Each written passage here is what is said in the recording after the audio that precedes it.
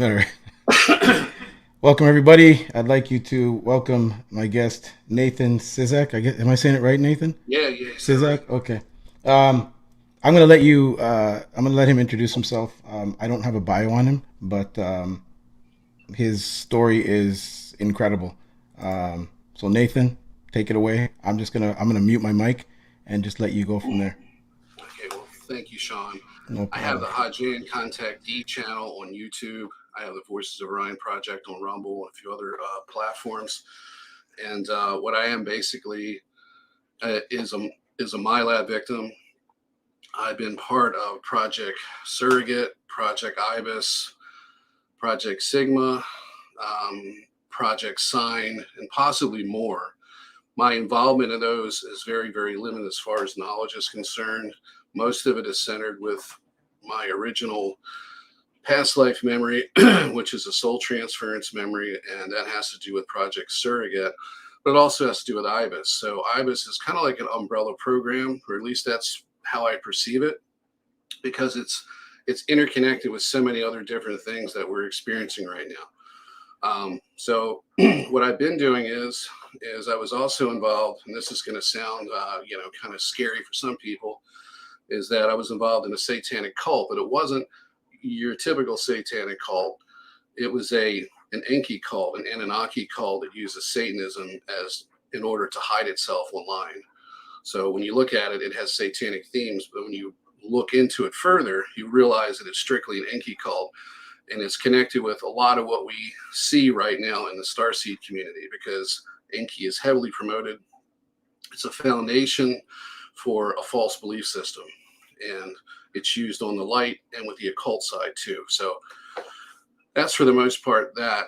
So what I've been doing is I've been attempting to reach out to victims of this cult, because this cult, which I'll explain in a little bit, is a soul trap. It's designed to target certain specific kinds of MILAB victims, as well as to create new ones. It's a virtual temple complex, and it's one of many, but this is one of the most aggressive ones that I've seen, because, and I think that's why they use the whole Satanism type of thing, where, it's psychologically camouflaged by Satanism. So when somebody comes out of this cult and they complain about how it's wrecked their life, people are going to say, well, obviously it's a satanic cult. Well, that's what you should have expected. So, and it also throws researchers off. So what I've been trying to do, I've got a website coming. It's going to be called Joy of Satan Victims, which is the name of the website. It's not up yet. And I've got a couple other websites that I've had that I've done nothing with. So that's going to be something I'm going to be working on as well. But the main goal is to expose this cult, to expose what the government's doing with these virtual temple complexes, and to get help from the victim, or for the victims, because once they go through this, there's really nothing out there for them, and they don't know how to look for it. And so I'll get into that in a little bit. Excuse me. So just getting started. This whole thing started with me. I mean, obviously, I was born in 1974. I'm 49. And in 1980, I had a weird experience where I was riding at the end of my street. There's a park, and I was riding through the park at around age 6, that is. And it was getting really, kind of close to sunset. It was probably about 3-4 o'clock. This was the fall of 1980. I think it was maybe the latter part of the fall. So, the sun was setting early and I was hungry. So it was about time for me to go home. And I wasn't supposed to be that far away from my house anyway. So I took a shortcut, actually kind of more of a scenic route through the park to get to my house. And there was a wooded footpath, which was asphalt, that went through a section of the park where, the woods were, and everything else was on the other side, the concession stands and football fields and so forth. And I rode past. What happened, I came around the corner, and as I started to round the corner and enter the wooded area, I started to get a really ridiculous amount of fear and anxiety. And it was the kind of fear that people talk about just before an abduction, because what happens just before an abduction is you get just overwhelmed with fear, to the point where you're pretty much overwhelmed from the fear itself.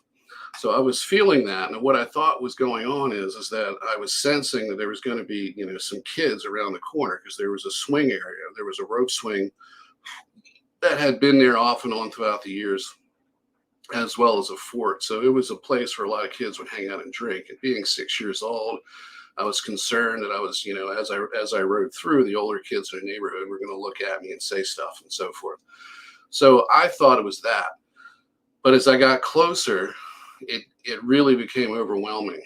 And I didn't make the connection at the time because, I was 6, but this is something that I had felt in, various night fright scenarios where there was apparently some type of abduction or some kind of activity that was happening in my room at night. So as I got close to this clearing, I noticed there was about 7 people and they were all dressed in navy blue. They were identically dressed. They had the same sort of thin, kind of wiry, physique to them. And they were all about the same height.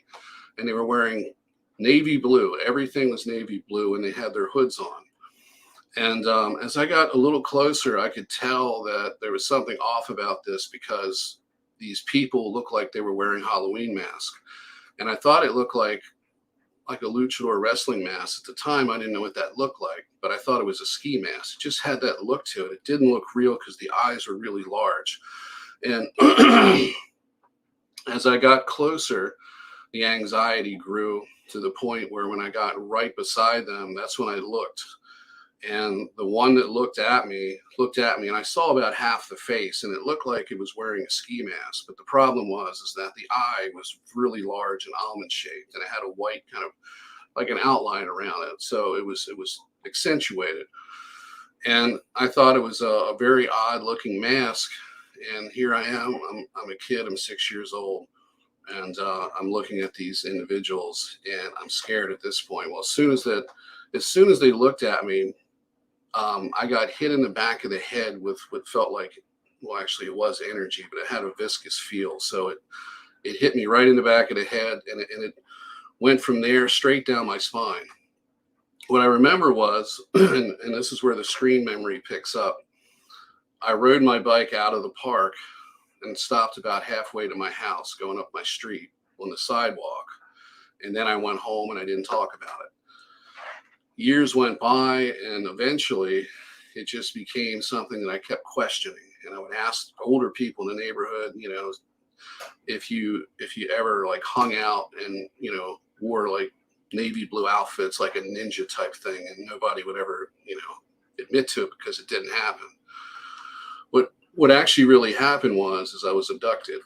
And these are memories that came, that I actually recovered. They came back to me within the last 6 months because there's a lot to talk about. So that's really where this started. Now, what really happened was, from what my fragmented memories are showing me, is that when I got hit in the back of the head with the energy, I came to a stop on my bike and I stood still and I put my arms to my sides. And I couldn't move. And at that point, I floated off the bike. It actually floated alongside of me. And I started to float up through the tree canopy, and then everything turned to a light blue color, and I was completely relaxed. I had this overwhelming relaxation feeling, safe feeling that overcame me, at which point I lost consciousness. So I don't remember what happened after that point. I do have a memory fragment of actually being returned, but I was floating in from the other direction, the same direction that I rode into the woods on. So as I was kind of floating in, I could look over to my left where the rope swing was, and I could see these 7 individuals, which are now, I could see they weren't really wearing masks. The one may have had something on, or that may have been part of the screen memory itself. I don't know. But what I saw was it looked like, like a gray alien, but they were about 6 feet tall, and they had chalk white skin. They weren't what I would have expected to see if I was looking at an ET, although they looked like it. But they had almost no nose, hardly any mouth at all. There was no ears that I could perceive because they had hoods on. But needless to say, I don't think they had them. And they had really large heads, which almost looked like they were fake. They didn't even, when you see something like that, especially at a distance, it's hard to discern whether or not it's real. So, but I saw them standing in a circle, and they had their arms outstretched where they're kind of overlapping each other. Look like Stonehenge. If you're going to make a Stonehenge configuration with a circle of people, and you put your arms out and you overlap like your arms and your hands and your forearms and so forth. And there was a light above them as I was floating in. So I'm assuming that they were being that at any moment after that they were going to be levitated up to the craft, and that's all I remember. So this is stuff that actually came within the last 6 months. But I had that strange experience. Prior to that, I had night frights. I had dreams where I would actually be in a dream, and I would jump out of bed, and then something would freeze me where I couldn't run. It would just feel like there was this irresistible force holding me back, and then something would get me. I had no memories of what that something was. So, that's kind of where this whole thing started. And then over the course of my life, I had a series of like psychic events, paranormal events. If I was in a haunted house, for example, the activity would pick up. There was things like that would take place. I would always feel like a presence come into my room. I could sense it circling around me. Another thing that would happen too is as I got like a little bit older, 14, 15, is that I would sense a presence come in the room, and I would hear like a crack sound. And I associated it with the frame of the door making a crack, or like the house was settling. But it would happen every time I felt the presence, and it would happen frequently. And it hasn't happened, for many years. I'm still in the same house, so these things aren't happening like that anymore. I don't hear a loud crack when the house settles, or temperature changes, or humidity, or anything like that. This was like a cue, and I would hear it. I would feel like someone in the room, and I could feel they were circling around me. And after a while, I got to the point where it felt good, even though it was actually negative, because I felt like somebody was there to check on me. And you're told that it's angels and so forth, and that's what you're for the most part what you're supposed to expect when you have an experience like that. So you're trying to think positive. So anyway, moving forward, I just had a series of these events. Now, at one point, it started to exacerbate. I had more psychic events take place. And what happened then is I got to, this was 2003. And I had a violent allergic reaction to the allergy drug Singulair. And I was put in the hospital a couple of times, and I was actually I was uninsured at this point, but I was in like there was a week or so that I had to pick up my insurance policy because I had to let it lapse due to the cost of it. So they kept kicking me out. So I was in and out of the hospital over the course of a week with this allergic reaction until they finally kept me. And that's when things really got bad. My muscles locked up. I actually didn't think I was going to make it. So what took place is I started to get better while I was in the hospital. And then after I got to the point where they were going to release me, because up to this point, they don't let you take a shower. So it was like 4 or 5 days now, and I really needed a shower. So my wife was there, and I talked them into letting me take a shower because I wasn't sure, because you're never sure you're going to leave until they give you the paperwork. But so I did the shower, and then she was in the shower room right next to the nursing station, to get my stuff together. And I was already dressed, and I was standing out in front of the nursing station. And there was a hospital room right to my right. And there was a man laying in the bed, and he had sores or, lesions on him. And he was elderly and was really sick. And I could, he just looked terrible. And he said, "Help me." And immediately I felt his pain. I had an empathic, telepathic experience, which was new to me at that point. So I had to go back to the room, and I had to release those emotions because it really upset me. There's nothing I could do for him.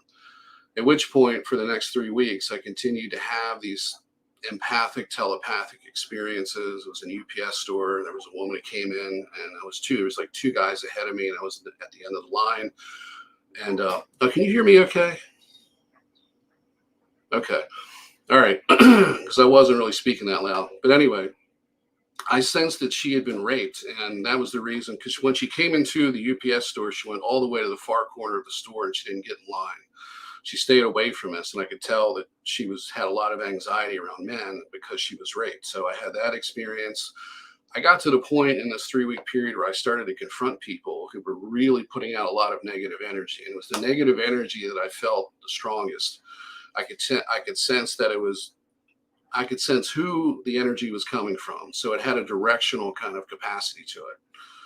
So what was interesting about that is that I would confront people who were strangers who weren't doing or saying anything for me to know this. And instead of asking me where I got the idea from, they would simply just start right in on a conversation like we had already had one prior to me saying something. And they would explain what was wrong. It happened a couple of times. One was in the middle of a college course. The woman didn't like me, and I kind of knew that because the way she sort of acted around me, like after class or before class and during activities and stuff. And it was an intro to sociology course at Fort Meade. It was at Fort Meade High School. And I don't want to get into too much into this little stuff, but what happened with her is we were doing an activity and I had to move my seat. And then just out of the blue, while she was talking, because I went first, I said, I'm really sensing a lot of hostility from you. And I said it just out loud. It was just one of these things where I was trying to test the waters. And she immediately apologized and said that, she had a spider bite, which she did. Her leg was wrapped up and she wasn't feeling good. And she apologized for it, but there wasn't anything that she did to indicate that there was any hostility towards me. After that, it was weird because we became friends right after that. And I got a chance to meet her husband. My son was on the way. He was still inside my wife, developing, but she gave us some stuff from a family member who just had a child. So, because you get all these stuff, you get like a whole assortment of things when you have a kid. And then when you're done, you got to get rid of it. So I think I got a couple things from her. And yeah, it was strange how things were negative at first. And then all of a sudden it just turned around, and all from that one incident. And she realized that we had a lot in common, far more in common than, the younger, college kids that were in, the class with us. So anyway, I had experiences like that. But once I had that singular experience, right in the middle of the allergic reaction, I was in and out of the hospital. There was one point where I remember specifically, I had a telepathic communication, and it said to me, you need to find other people like you, and they're on the internet. So it was so profound and so intense that that's what I did. I looked for about 2 years, and I went to a variety of different internet groups. And this was like between 2003 and 2005. So the internet was a lot different back then. You had Instant Messenger, and which was MSN. You had, Yahoo Instant Messenger, and you had all these Yahoo groups. So there was a lot more freedom in the internet. It was less features, but a lot more freedom. And you could pretty much say what you wanted to say. And it was much easier to start a community, unlike it is now, because now it's a lot different. So I went to an empath community, and I got nothing from there. It was a lot of people that couldn't control the energy that they were getting, and they were having these physical manifestations of being sick and so forth. So that wasn't helping. And I couldn't get anybody to talk to me. So finally, after looking and looking, I come across this because I got to the point one night where I had this idea that popped into my head. And I thought to myself, I've looked every place and I haven't found anything. So maybe I should look in the occult area, because that's the one area that I've been avoiding for obvious reasons. And I figured, what do I have to lose? I don't even know if these stories about the occult are true in the first place. So I went ahead and I started looking. I kept coming across this website, which had this very provocative name called The Joy of Satan, which is it's an oxymoron. It's a confliction of terms. And I just looked at it and I'm thinking, what is this about? So after I passed over it a few times, I went to it and started reading, at which point I realized that it wasn't really an Inky cult. It was connecting the extraterrestrials with religions and with everything, and also with genetically engineering humanity, because it was talking literally about the Anunnaki story. It was where most of that theology on that website comes from it, but with a spin put on it. I had no idea about the New Age at this point. I hadn't looked into the Starseed stuff. I had no idea really about that. I just knew that when I was looking for what I was looking for, I kept coming across things that were starseed oriented that really didn't sit with actually, it just didn't sit well with me. It looked like a lot of fluff and it looked like a lot of falsehoods. So when I got to this website, it was condemning all of that, and it was explaining how that was they were referring to this Galactic Federation of Light, which is something that I had seen prior to that over the past 2 years that I was looking. So when you look for the psychic stuff, you get right. It's really mixed in with the starseed stuff. So I got sucked into this whole thing, and what I found was later, and this is much later, is that what the Joy of Satan is a virtual temple complex. It's something that's a joint Draco ET U.S. military program. It just doesn't involve the U.S. military. It involves a lot of militaries within a transatlantic system.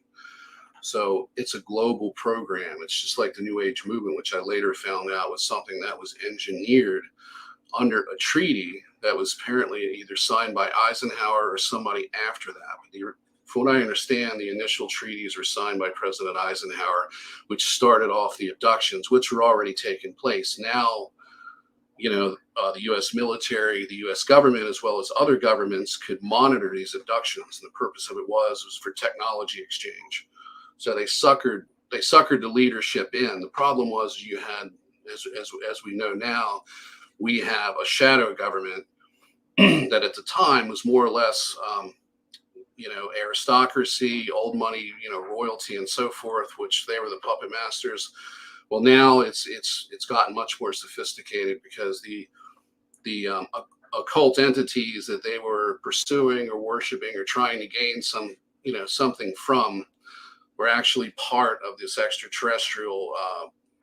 I don't know what you would call it, but various groups of ETs that wanted to cut these deals. So now, now you have more or less a deal with the devil between, what's completely evil combined, with the government and combined with these elites. So now you have this unholy alliance type thing going on. So anyway, I got an itchy nose, but so going into this, yeah, I got sucked into this virtual temple complex.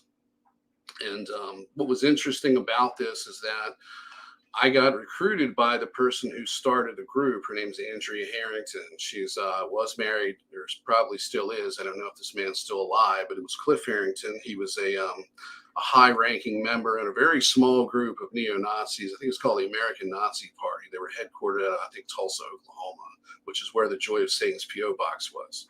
So it's interesting to note that his wife was using the P.O. box for the Nazi group to run her satanic cult out of, which was unusual because, at some point, the people at the post office figured this out, because now you have a satanic cult with Nazis in the same P.O. box. And then the Nazis found out about it. Of course, most of those people are usually, they were at the time, they were, very Christian, put it that way, even though they don't abide by any of the, the rules.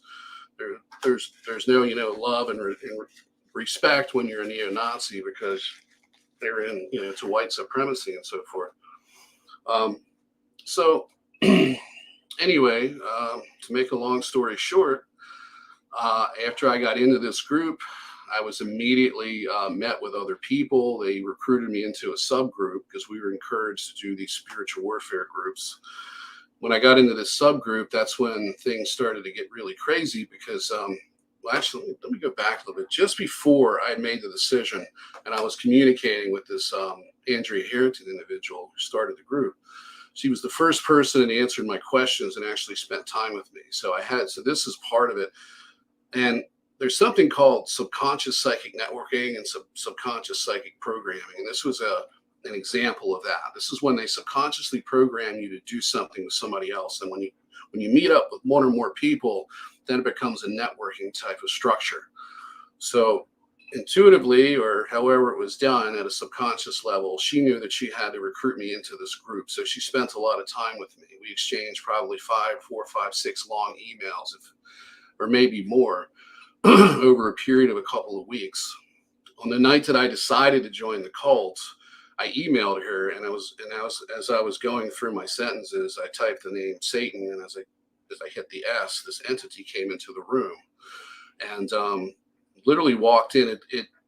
It looked like heat coming off of a hot street, like a pavement in the middle of the summer. It was like a wavy form. and I seen it come in. It walked up to my left hand side, and it put its hand or arm on me. Sorry about that.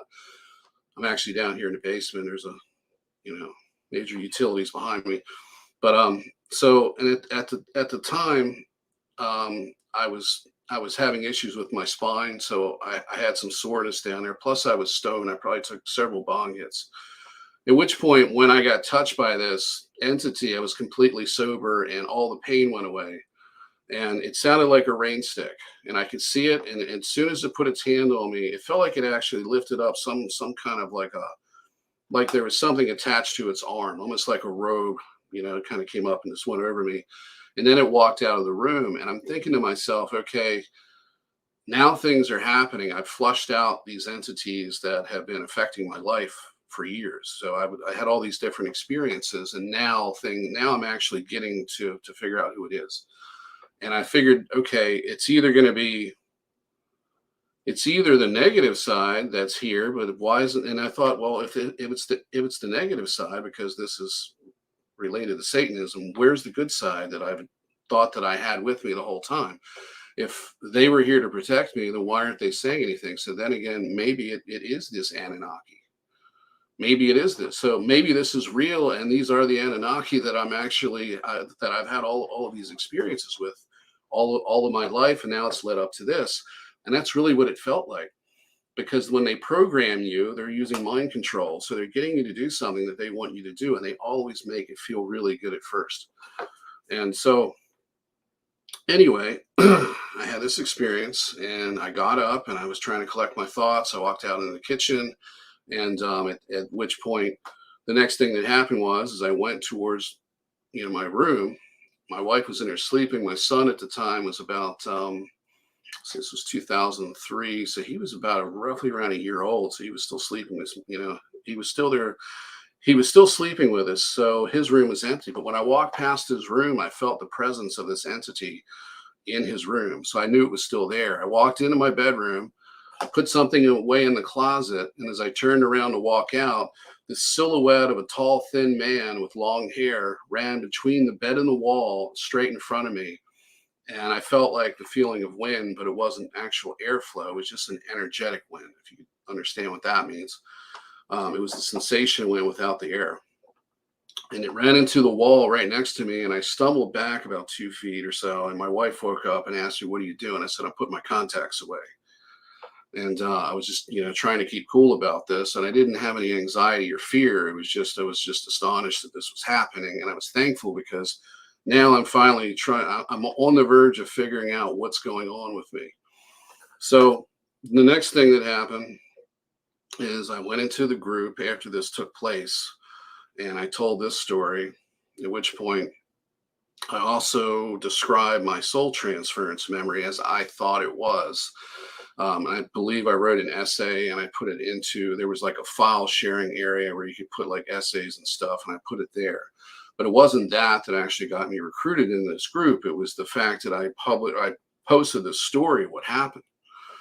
So there was a young man. He was like 17 years old. He invited me into the group, and I immediately met this other person. He was going by the name Randy at the time, which was an alias. And Randy turned out to be somebody that I had a past life connection with me, a very strong one. And later I found out that he was actually part of this military program. And what they were doing is kind of like a twinning type of operation. I don't know if you can turn your sound on. I'd like to ask you some questions. Oh yeah, go ahead. Okay. Are you familiar with what that means? Yeah. Is it the that conscious fracturing where they fracture the conscious and then they make a clone and then they put part of that conscious into another?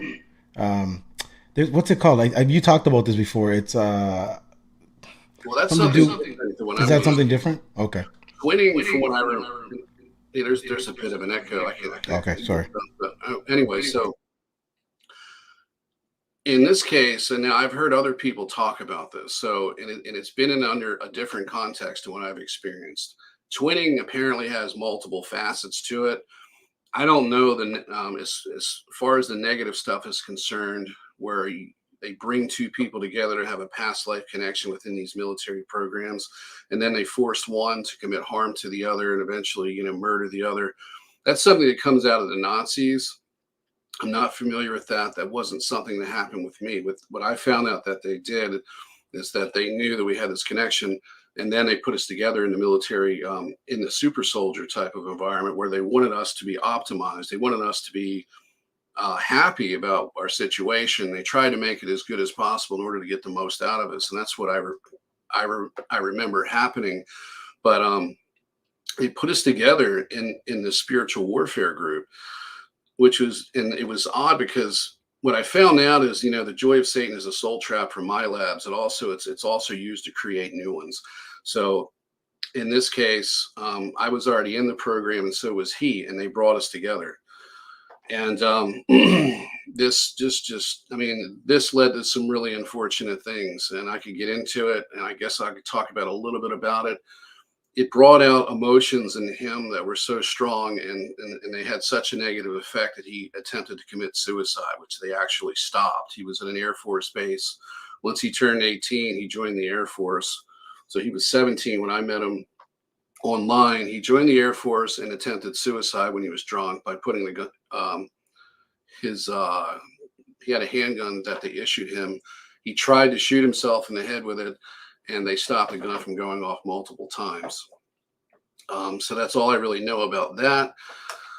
But what I do know is that they brought us together, and it gave me post-traumatic stress disorder for 5 years because they put me through emotional memory recall, and it was extreme. It was really, really bad to the point where, it adversely affect my marriage, and it just affected me. And I had, like I said, I had post-traumatic stress disorder, which lasted about 5 years. And how that ended, which it actually ended rather abruptly, is they put a block in me and stopped the emotions.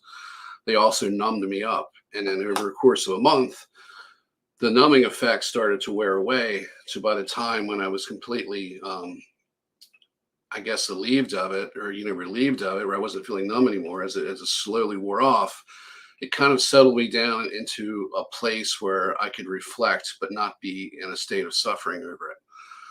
So these are the things that happen to you when you're in these programs and they're affecting your life, because what happens is they'll give you good experiences, like they'll help you with something, even though they may have caused the problem, they'll help you with it and give you the illusion that they're on your side, that this is therapeutic. And how I was able to, how they got me to accept all this is that they told me that I was going through trauma. It was therapeutic trauma, where they would apply trauma, but under for therapeutic reasons. And it was to create aversions and, to change my behavior and so forth. The whole thing was just a complete fabrication. So there's a lot to unpack here. So let's see, let's go back a little bit. Yeah. So I find myself in this cult environment. I was in there for about 7 months. Right after it started, I don't remember how long it took. It might have been a month or two, but they initiated contact. I had an entity come through that was a male, and he went by the name Relakia, and they described themselves as Hajayan. That's where the name, where my YouTube name comes from. These ETs are about 7'9". They look like they're Polynesian or Indian, and they have vertical slit eyes. And so I was identifying this individual with a family member, which wasn't true. Eventually, he was removed because that became very abusive, and it was replaced by this female who apparently was supposed to be my wife and sister, because in ET cultures, incest is okay because they genetically engineer their bodies, and you're pretty much eternal for the most part. They look at things a lot differently than, say, we do. So incest isn't an issue. The problem is this individual, this entity, wasn't my wife or spouse. This was a Draco or an AI being that was an imposter, which became very, very abusive. And it wasn't until towards the end of this whole ordeal that I actually met the real person that the imposter was imitating, which was completely different. So that's kind of how this kind of thing started to develop. Now, once I left the group, I had another, it was close to 14 or 15 years of telepathic contact every single day. So I was constantly communicating with what I thought was a spouse, an extraterrestrial spouse, but the relationship was abusive. There was lies that were told constantly. It just got to the point where I had the Stockholm syndrome. I mean, I was pulled into this. Once I got far enough into it, um, it was affecting my health because I had already had problems prior to that. And then ultimately, what I found out was is that, and then this is to make a long story short here, is that I was a MILAB victim. It didn't start in this lifetime. I came in 1947 as a male in the state of Nevada, and I understand there's certain things that I know about myself, but I lack a lot of the memories to it. And these are emotional memories, and there's a different type. When you recall these memories, sometimes that you'll get an inner knowing of things. You'll have names and places and things like that. A kind of a structure sort of lays itself out, like a framework. And then you start to plug things in. You'll have emotional memories, and then sometimes cognitive memories will come in. And when they come in, they're always crystal clear. And then they kind of like fade a bit, like a regular memory would be. So I knew that I was born in 1947 initially, and this is where the hijacking started. I was abducted around age 7, and I was put into the program. The reason I was abducted, and this is something I didn't find out until much later, is there is a hierarchy when it comes to extraterrestrials and so forth. You have the angelics at the top of it, and then you have the rest of them that kind of go from certain levels of consciousness or abilities that start at the angelics, and it's just kind of works its way down like a hierarchy. And with humanity being a fledgling race project, would be at the very start of that. And so what I found out was is that I was part of a program called Project Ibis. And one of the things that has to do with Project Ibis, and this is a big program. There's a lot of programs that interconnect with it. I call it an umbrella program because it seems like it covers everything and everything kind of fits into it. So what this was about is that they had made these deals with the US government as well as other governments, more or less any elites. The ETs had created a shadow government or a world government structure that they wanted to bring into reality, which is what we're seeing right now. In order to stop this from happening, there's an influx of souls coming into this world. You have the angelics, which are the main targets of this program, and then underneath them, you have other advanced extraterrestrials that are coming here to take part in a positive social engineering program where they're here to make the shift. And so they created this program to where what they do is they abduct psychic children. And there's an AI system that monitors the planet, controls our consciousness, and it creates this augmented reality that I referred to as the transdimensional AI planetary consciousness simulation. This flags you when you come in. So if you can imagine a system that can't stop people from coming in, they can't stop the souls from coming in. They can keep them from getting out. They can't stop them from coming in. And once they come in, they have to do something with them. So they flag people. What I mean by that is they become a target. So they're now hunted. So what happened was I was abducted. They fractured my soul and took a clone of my body. At which point I was then used in various programs, which I know there was a total from the individual that became me when I first incarnated here.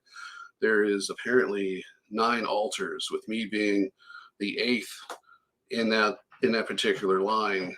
The 9th was taken when I was abducted in the fall of 1980, and that was the carbon copy of me. That was used, and that part of me was probably, from what I understand, had it the worst.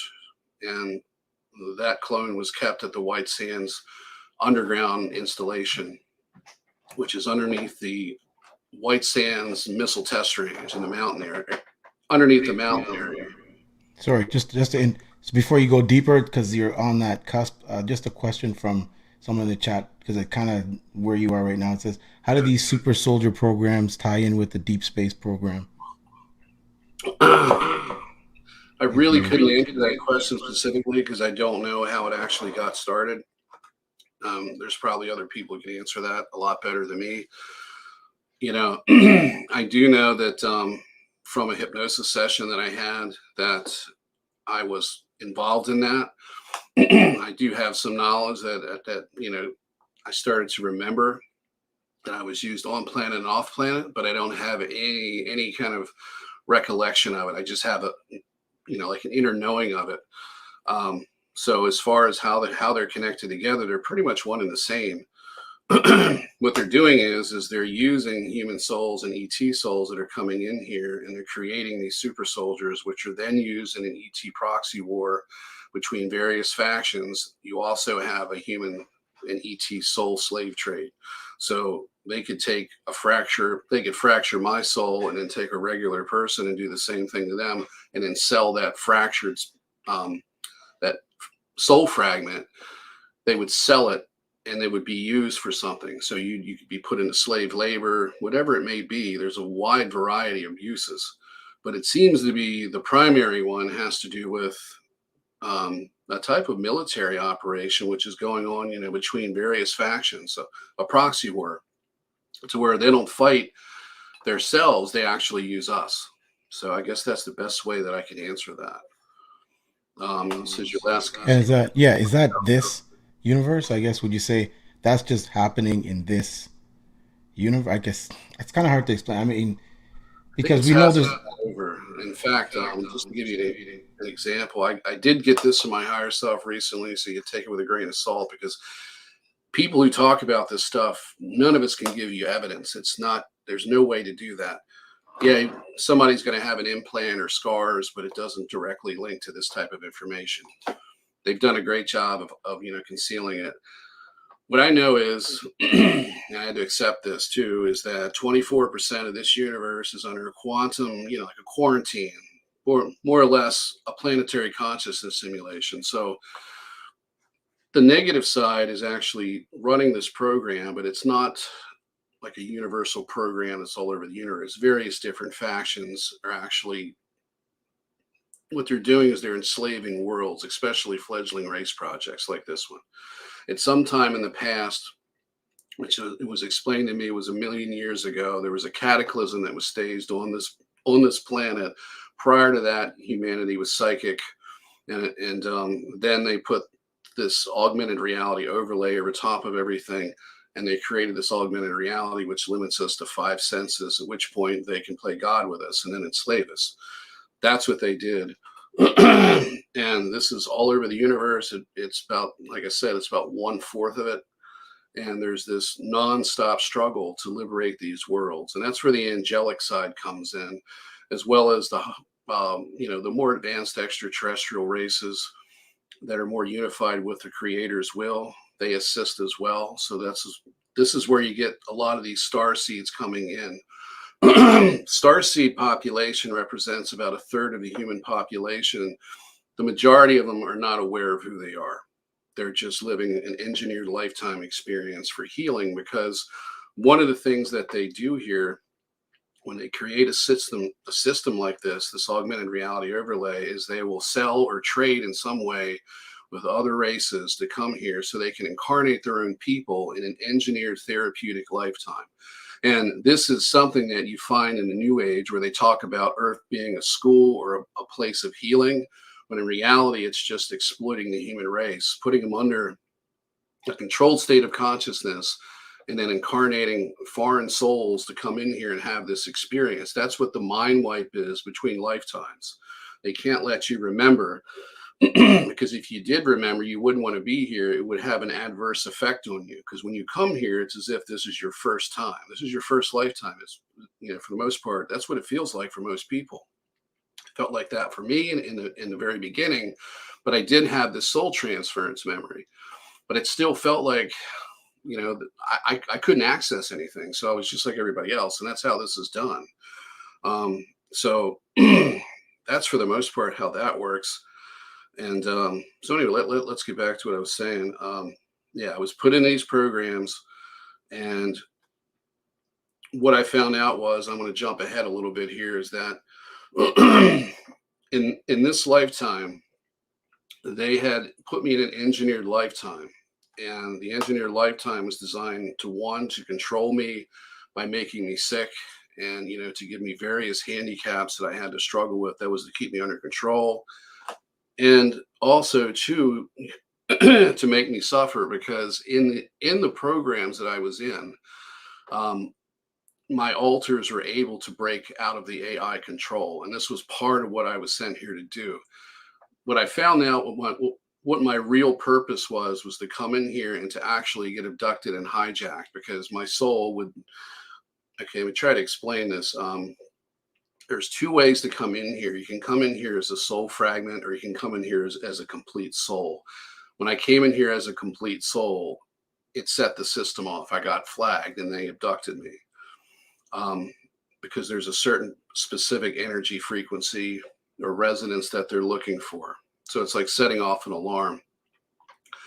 And that was done intentionally.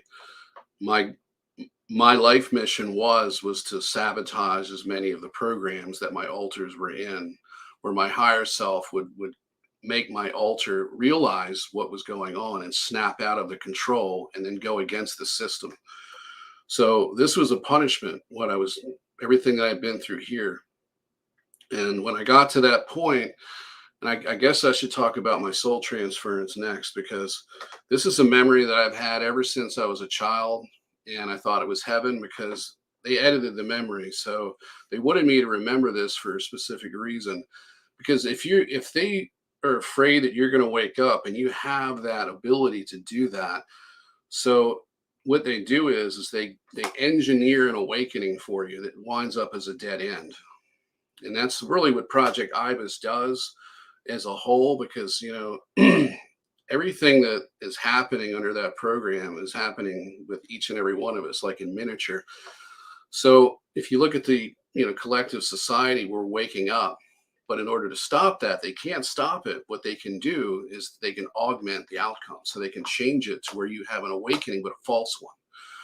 So that was the purpose of this. So that was why they allowed me to remember. Now, what's interesting about this memory, was in a white haze, and when I looked at the people inside the memory, they had shading over their faces, or a black rectangle.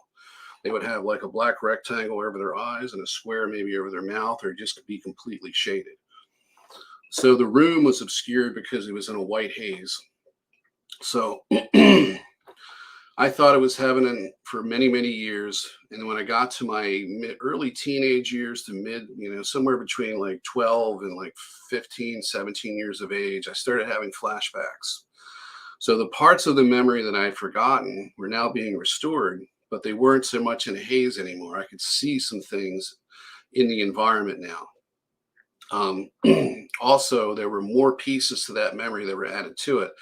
And I knew that this was being done to me by somebody. It was the same group, or whoever it was, that was turning on psychic abilities and then turning them off, because I always knew that someone else had control, and it didn't make sense. And I always wondered why only a small percentage of the population are psychic and the rest are not. And I've always questioned that, and I always wondered why I would have psychic abilities that would manifest, but it was always under someone else's control and not mine, and why there were other people out there who claimed that they could use these abilities and didn't have anybody controlling them. So anyway, I have this memory, and I'm just going to go and skip ahead to where it is now. The memory was at first in a haze, like a white light, which gave it that sort of a heavenly feel to it. But once I started having the flashbacks, I could tell it was some type of a medical or scientific setting. Fast forward to, I think it was September last year, I did a hypnotic regression with James Rink. I found out about him through some people in Project Avalon. I had a discussion. I was posting stuff about my experiences, and somebody said, "You sound a lot like James Rink." And I'm like, "Who's James Rink?" And I remembered hearing it, but I didn't know who he was. It's just something I had heard over the years, And so I went to the thread, I read it, and I decided, okay, I'm going to contact James Rink. James Rink gave me a free hypnosis session, because there was a situation that happened with me with Rex from the Leak Project, which I'll get to in a little bit. And that kind of like, once he saw that, he knew that he had somebody that he could possibly put on his show if I had memories. At the point I didn't have any, so he offered the free hypnosis session. So we did it, and in the hypnosis session, I got to see this room crystal clear. And what I noticed, well, what happened was in the hypnosis session, there wasn't any big, profound revelation except for the fact that this did not happen on my home planet, because that's what I was told by the ETs, that this was something that happened on another planet, and I was being sent here on a mission to help the world and all that stuff. So, I got the typical starseed story. But under the hypnosis, it was much different, because for about 20 years in my young adulthood, I had this repetitive dream that would keep coming up. And I was in a military base, underground military base. There's no windows. I would always get to it by going underground through a stairwell, an elevator. One time I went through a subway, and there was a door. I went into it, and it was in the base. But a lot of times I was in a cave, and I'd start in a cave, and I'd find a door. It was like a new, steel door that was just in the cave wall, and there'd be a security camera aimed at it, and I would open the door and I'd walk in and I'd explore this base. It happened frequently, or I can't tell you how many very strange, very, very lucid experiences that I had when I was asleep exploring the space. There were a lot of them. Most I've forgotten. Well, what happened was, in the hypnosis session, he told me to get inside this machine that does the soul transference. And I got to see the inside of what it looked like inside. When I looked at my feet, I had those little hospital, slip-on things that you put on your shoes or your feet. And I had a gown on, which these were things that were coming in that I wasn't visualizing. At this point, I wasn't visualizing anything, because you do a lot of visualization exercises to kind of get into this state. And then there's certain things that the person will say to you that'll trigger memories to come in. And in this case, yeah, I saw this lab as it really was. And I could tell that it was in the 1970s, because there was formica. The cabinets and the shelves, they were new, but they looked old, from the 1970s. Also, when I was told to leave this room, and when I did, I stepped into the military base. I was thinking I was going to be stepping into this office. It was an office building hallway that I had kind of imagined in this exercise, going into this state under the hypnosis, where every door was a possible, memory that I was unlocking. So it was a visualization exercise. But when I stepped out of this lab, I wasn't in this office, this hallway, this office building anymore. I was literally in the base that I've had all these, dreams about. Oh, and that's about as far as the actual memories. I mean, that's as far as I got with the memories inside the hypnosis session. Sorry, just a quick question. Sure. This has always puzzled me. How do these ETs get this type of tech to fracture souls? Like, it boggles my mind, because you always think it's something God like, and is it actually not really what we think it is, but because we're under this guise of this, like, almost like the shimmer from Annihilation, where it changes things based on the technology that's there. We have that perception of that, so when we get into it, it's like we're actually creating that. And it's not saying that these experiences didn't happen, but it's almost like, because we can manifest anything, and these ATs, I believe they know that we have that power to manifest, so we're being manipulated to manifest this stuff. I'm just curious. I don't know if you know. No, actually, the way reality is outside the simulation is much different. What I like to tell people is, everybody has a concept of heaven, and it's pretty close to that. Your imagination is what actually limits you to some degree, within a certain framework of rules. But how they get the tech, you got to remember, I don't know. At some point, the universe began. At some point, all of this, creation was started.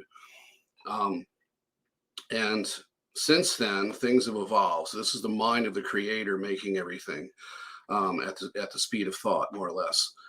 And we're all tied together in a telepathic hive mind, if you want to call it that. Okay. if there's technology that's been developed at some point in our collective existence, if you're outside the simulation, you can tap into that. So if you want to know how to build something, you don't try to make it from scratch and conceive it and try to put it together. If you're outside the simulation, you can tap into the blueprint. It's in, they call it the Akashic record. It's the mind of God, more or less. Everything that has happened is still perceivable. It can be re-experienced over and over again using your psychic connection to the creator or to the collective consciousness. Um, and so how do they get the technology? It was in God's will that we would have this technology. It's the best explanation I can give. But as far as how the individual groups got it, they just access the collective. So you can manifest this technology. If you have technology that can interface with the collective consciousness, which they do have, plus they also share stuff. So if you don't have something built, they can come and say, here you go, and then it works. But they can manifest matter. So if they want to create a machine that does a soul transference, and if you have a machine that can access the collective and assemble things at a molecular level or bring it out of the ether, however you want to describe it, you can obtain all of this technology. The the reality that's experienced outside the simulation is much, much more fluid in what we conceive of as to be heaven or like heaven or heaven like. So a lot of things are possible. That's the best explanation I can give. There's no way for me to tell you exactly how it all kind of came about and who gave it to who. When you hear somebody talking like that, it's usually programming that's been put into them by the ETs to create a kind of a false reality or a false story for us to absorb. And part of this Project Ibis, and I could name names, but I won't. But if anybody says they're a galactic historian, or that they are the only person that has all of the correct intelligence from this galactic federation or whatever you want to call it, you're getting somebody that's being programmed to put this information out, and they haven't questioned anything. So they're just a mouthpiece. I wouldn't take any of it seriously. So I can't tell you how it actually came to be, but I can tell you it was the will of the creator that it existed, and it's the will that we all share this technology. So that's the best answer I could give you. So anyway, what they did to me in this at the White Sands facility, they took my last altar, or one of my last altars, because when you're an altar, you do not know that there's another altar. You cannot connect with them. Even if you're psychic, you can't connect with that side. You're under controlled state of consciousness. Each and every one of you is connected by a silver cord to your higher self. So if you can imagine a higher self having cords coming off and attaching every one of these altars on another another plane of existence, or the astral, that's really what it is. So but I didn't know there was any other altars. And what was happening is that I was promised under Project Ibis that my soul fragment would be utilized to perpetuate the New Age movement. I was supposed to have a privileged life where I had psychic abilities and I'd write books and I'd be, like a guru, like the people you see online pushing this stuff. I was supposed to be doing that. And that's what this lifetime was supposed to be. But it didn't go that way because my higher self was making my altars basically, commit violent acts of insubordination within these military programs. So I wasn't aware of that as that soul fragment, and in the hypnosis too, I looked at myself before I got into this machine, and I had light tactical armor on, like you'd find with super soldiers, like you'd see in the Halo, video games. And I hadn't even seen that stuff. When I did this hypnosis session, I was just kind of looking up these, I was actually looking up things prior to the hypnosis session, but it's not what I saw in the hypnosis session. I saw light tactical armor that was very futuristic looking. That was an indication that I was involved in a super soldier program. Later on, I remembered a little bit of it so it actually, validated itself. But what happened was that I was promised something, and in this memory, I was arguing with these individuals. And there was 3 people in the lab, which I identified later as what they call life engineers. These were Dracos that were in Hajian container bodies. reason why they were in Hajan container bodies is because that was more effective. They were more effective in those bodies with what the work they were doing. As far as I know, it's really has to do with what body is, um, what container body can be used for the specific, like a reason. And so if you have a job to do, you would give this container body, versus that one. So, and I think it would be more helpful if I saw Hajans or somebody that looked human, because if I looked and I saw, reptilians, it would set off a flag in my, I would say, wait a second, this really doesn't make sense. I'm a human being. Why am I seeing reptilians? So they edited this memory, and what I remember is arguing with the technician there because I was told that I had to take a handicapped, and I was afraid that I was going to be visually impaired. And I'm complaining about all of this. They asked me what race I wanted to be, white or black. That was the only two choices I had. The interesting thing here was we were speaking in English, but it was telepathic. So for a long time, I thought we were speaking in a different language, and they edited it because they had the shading over the faces and stuff. But in reality, we were at the White Sands base, and we were all speaking English, but we were doing it telepathically to where you could hear the English words in your head. You can communicate telepathically with somebody who doesn't speak your language because there's a universal thought, sort of a universal language, from mind to mind that you don't need language for. I could say something to you, and if you spoke a different language, you'd hear it in your language. You would understand it in those words. So anyway, I'm arguing with him, which automatically tells me now, looking back, that I was already breaking the AI, that I was not behaving properly, because I don't think that they give you that much free will. So I'm standing in this room now. To describe the room, initially it was in a haze, but now it's clear. The room, there was a table to my right with something on it. It almost looks like a mini refrigerator, and it's got a little LED indicator light, or what I consider to be an LED, because I have to go by something. And then across from me at the very end of the room was a long table, was a shelf that was mounted into the wall. Above that were these Formica cabinets, and they look like actually what they look like, not Formica, but they look like that kind of like fake pressed wood.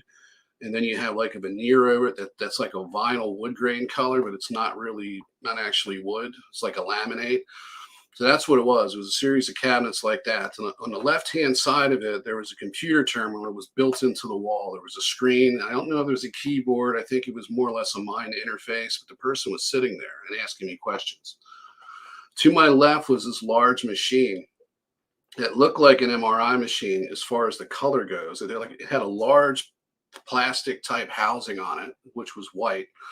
And then it had a platform that stuck out from the front, which is where you laid on, and it had this enclosure that came down, which was hinged, and it would seal around you. And it was completely crystal clear, like a polycarbonate, but obviously of a different material and now I don't know if this is because this is a memory or if it was exactly like this under hypnosis, but it had no fingerprints, no dust. It was crystal clear. And it looked like it was very heavy duty. Whatever this material was, it probably was much stronger than, any type of material that, we have. So it's not a polycarbonate, but something, very, very similar. And you laid on this bed that was sticking out in front of this machine. And this machine was probably, the other thing that I noticed too, which I didn't figure out until after the hypnosis session, was that I was in a hybrid container body. I was in a Hajan body, but it was capable of actually handling the Earth's atmosphere, because there's a difference with nitrogen. They need a higher nitrogen concentration than we have here. So there was some type of a hybrid container that I was in.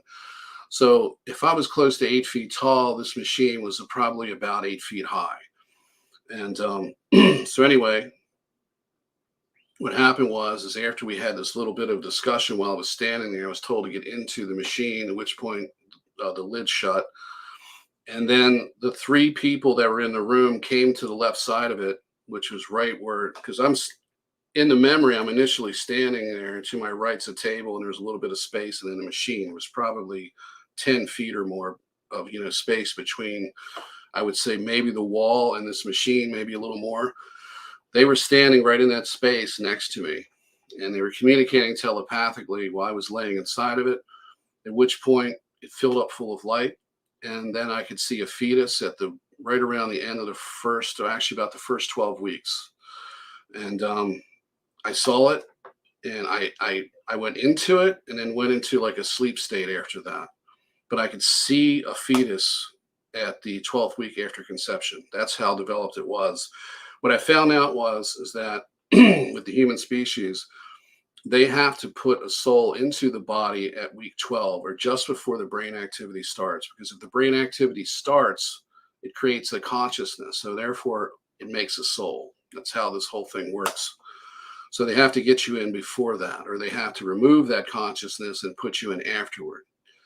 So in this case, they already had a container body selected. This is what you call Project Surrogate. Now there's other people who have various stories about this because it's multifaceted. This is what happened to me. They have a system where they could find where they found someone, my mother, who was 17. She was a runaway at the time. And what they do is one of the things that they do under Project Surrogate, and this is something that James Rink and other people talk about, is that if they want to control you, of course they also make you sick, but if they want to control you, they'll often put you in a dysfunctional household. So I was born to a 17-year-old runaway who was very, very troubled.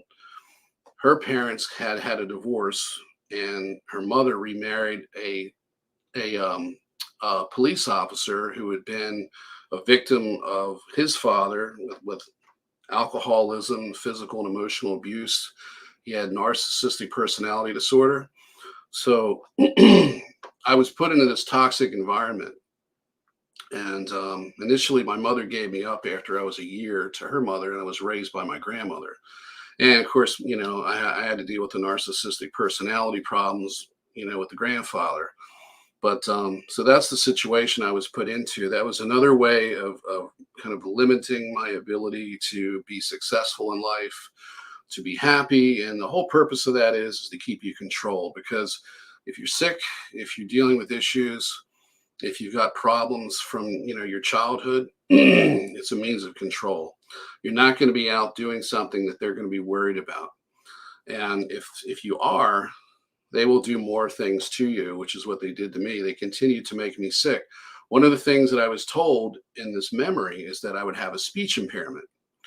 And I remember arguing with them and saying, I'm supposed to be a teacher. How can I have a speech impairment? Because it wasn't computing at this point. It was just like I walked in under false pretenses, and now this is what they're giving me, and I wasn't happy with it. They had a way of keeping it from me, even though I was telepathic. And when you're under a controlled state of consciousness, this is easy to do. They can keep things from you, and that's how they put people in these super soldier type scenarios and control them. If they could remember how they got there, they wouldn't do what they're asked to do. So the next thing I remember, of course, that was like my first memory. That's what I consider it to be. Then after that, I was in this life. So the interesting things about that throughout my childhood was that I can remember all the way back to just a couple of months old. In fact, when my mother met my stepfather, I was there at a party that she had. Actually, her friend had, or later became my aunt. And I can remember that day very, very clearly. From the time that we left the house, I remember her getting me dressed. I remember her putting me in the car. I remember driving to this meeting spot where she met her friend. And we went to this restaurant. And then she met my future stepfather. And I remember not liking him because he had this kind of narcissistic personality, but he was making all these jokes. And you wouldn't think that a 1-year-old would have this type of understanding, but I literally could read him and I knew that he was going to be a problem for my mother. And in fact, I remember them saying, "Oh, he doesn't." That they were saying like I wasn't happy. I was sitting there in one of those little things where you put your child in when they're really, really young, like a carrier. And I'm sitting next to my mother, looking up at the table while this conversation's going on. But I had an understanding that went beyond her, because if she understood what I was sensing, she probably wouldn't have been with him in the first place, because there was a problem. So I had memories like this throughout my childhood where I was able to understand things and remember when I shouldn't have remembered. And then it just kind of led to the psychic experiences that I had over the course of my life. So that was the Project Surrogate aspect of this. So I was put into this body to experience this lifetime, but to be controlled and punished at the same time. Now, we're going to fast forward a bit. I've talked about the joy of Satan thing, which is a soul trap for MILABs. So once I got to that point, I started having contact, and then they put me through all of this miserable shit. I mean, I was put through some awful stuff, and then they really started to affect my health. I've had a total of 7 spine surgeries. I've got 5 levels fused, 2 on my neck, 3 on my back. I've had 7 sinus surgeries. I've had severe rhinosinusitis, sinusitis, you name it, scar tissue, polyps, cyst, everything you can imagine with that. I've lost about half my sense of smell from all of these surgeries.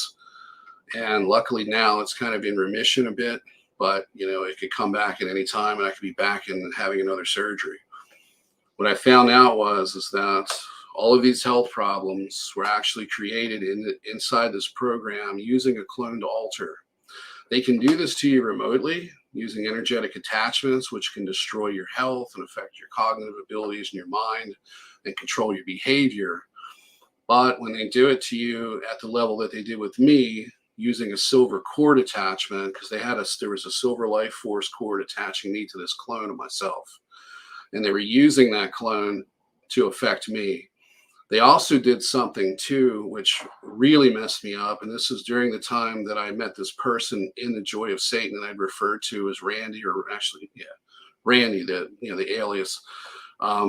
His real name was Randy, and he was Hispanic.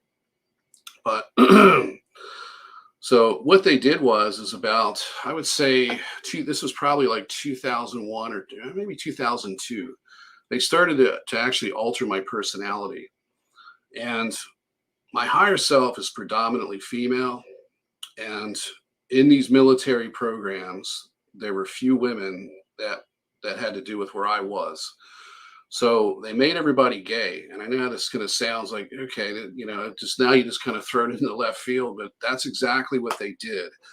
And they did it to keep us adjusted and relatively happy with the living conditions because they're not allowing you to meet people.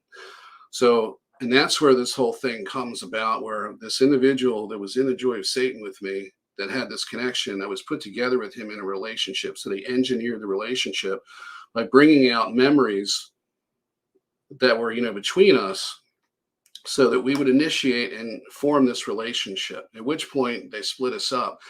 In the soul transference memory, I remembered this individual as being someone that was very, very close to, a very close friend. And I had a lot of loving concern for this person. This was the guy, this was Randy that was in the Joy of Satan. I was remembering him as he was as a soul fragment. And I remembered that they put him in a body that was very, severely handicapped. He looked like Stephen Hawking. He was in a wheelchair. He was completely crippled up. And I saw him and his family. And he was African American. And there was a woman who was pushing the wheelchair. And there was at least 3 kids walking to her right. And they looked like they were in the city of Chicago. It had a big city feel with big buildings around it. And while I was in the soul transference lab at White Sands, I remote viewed him as he was in this particular lifetime. He was in it at that point because they had taken a soul fragment and put that soul fragment into this situation, into this engineered lifetime where he had severe handicap problems. And I was afraid that I was going to get the same treatment because they did it to him first. And I was promised something. I was supposed to be this new age type of guy and write books and so forth.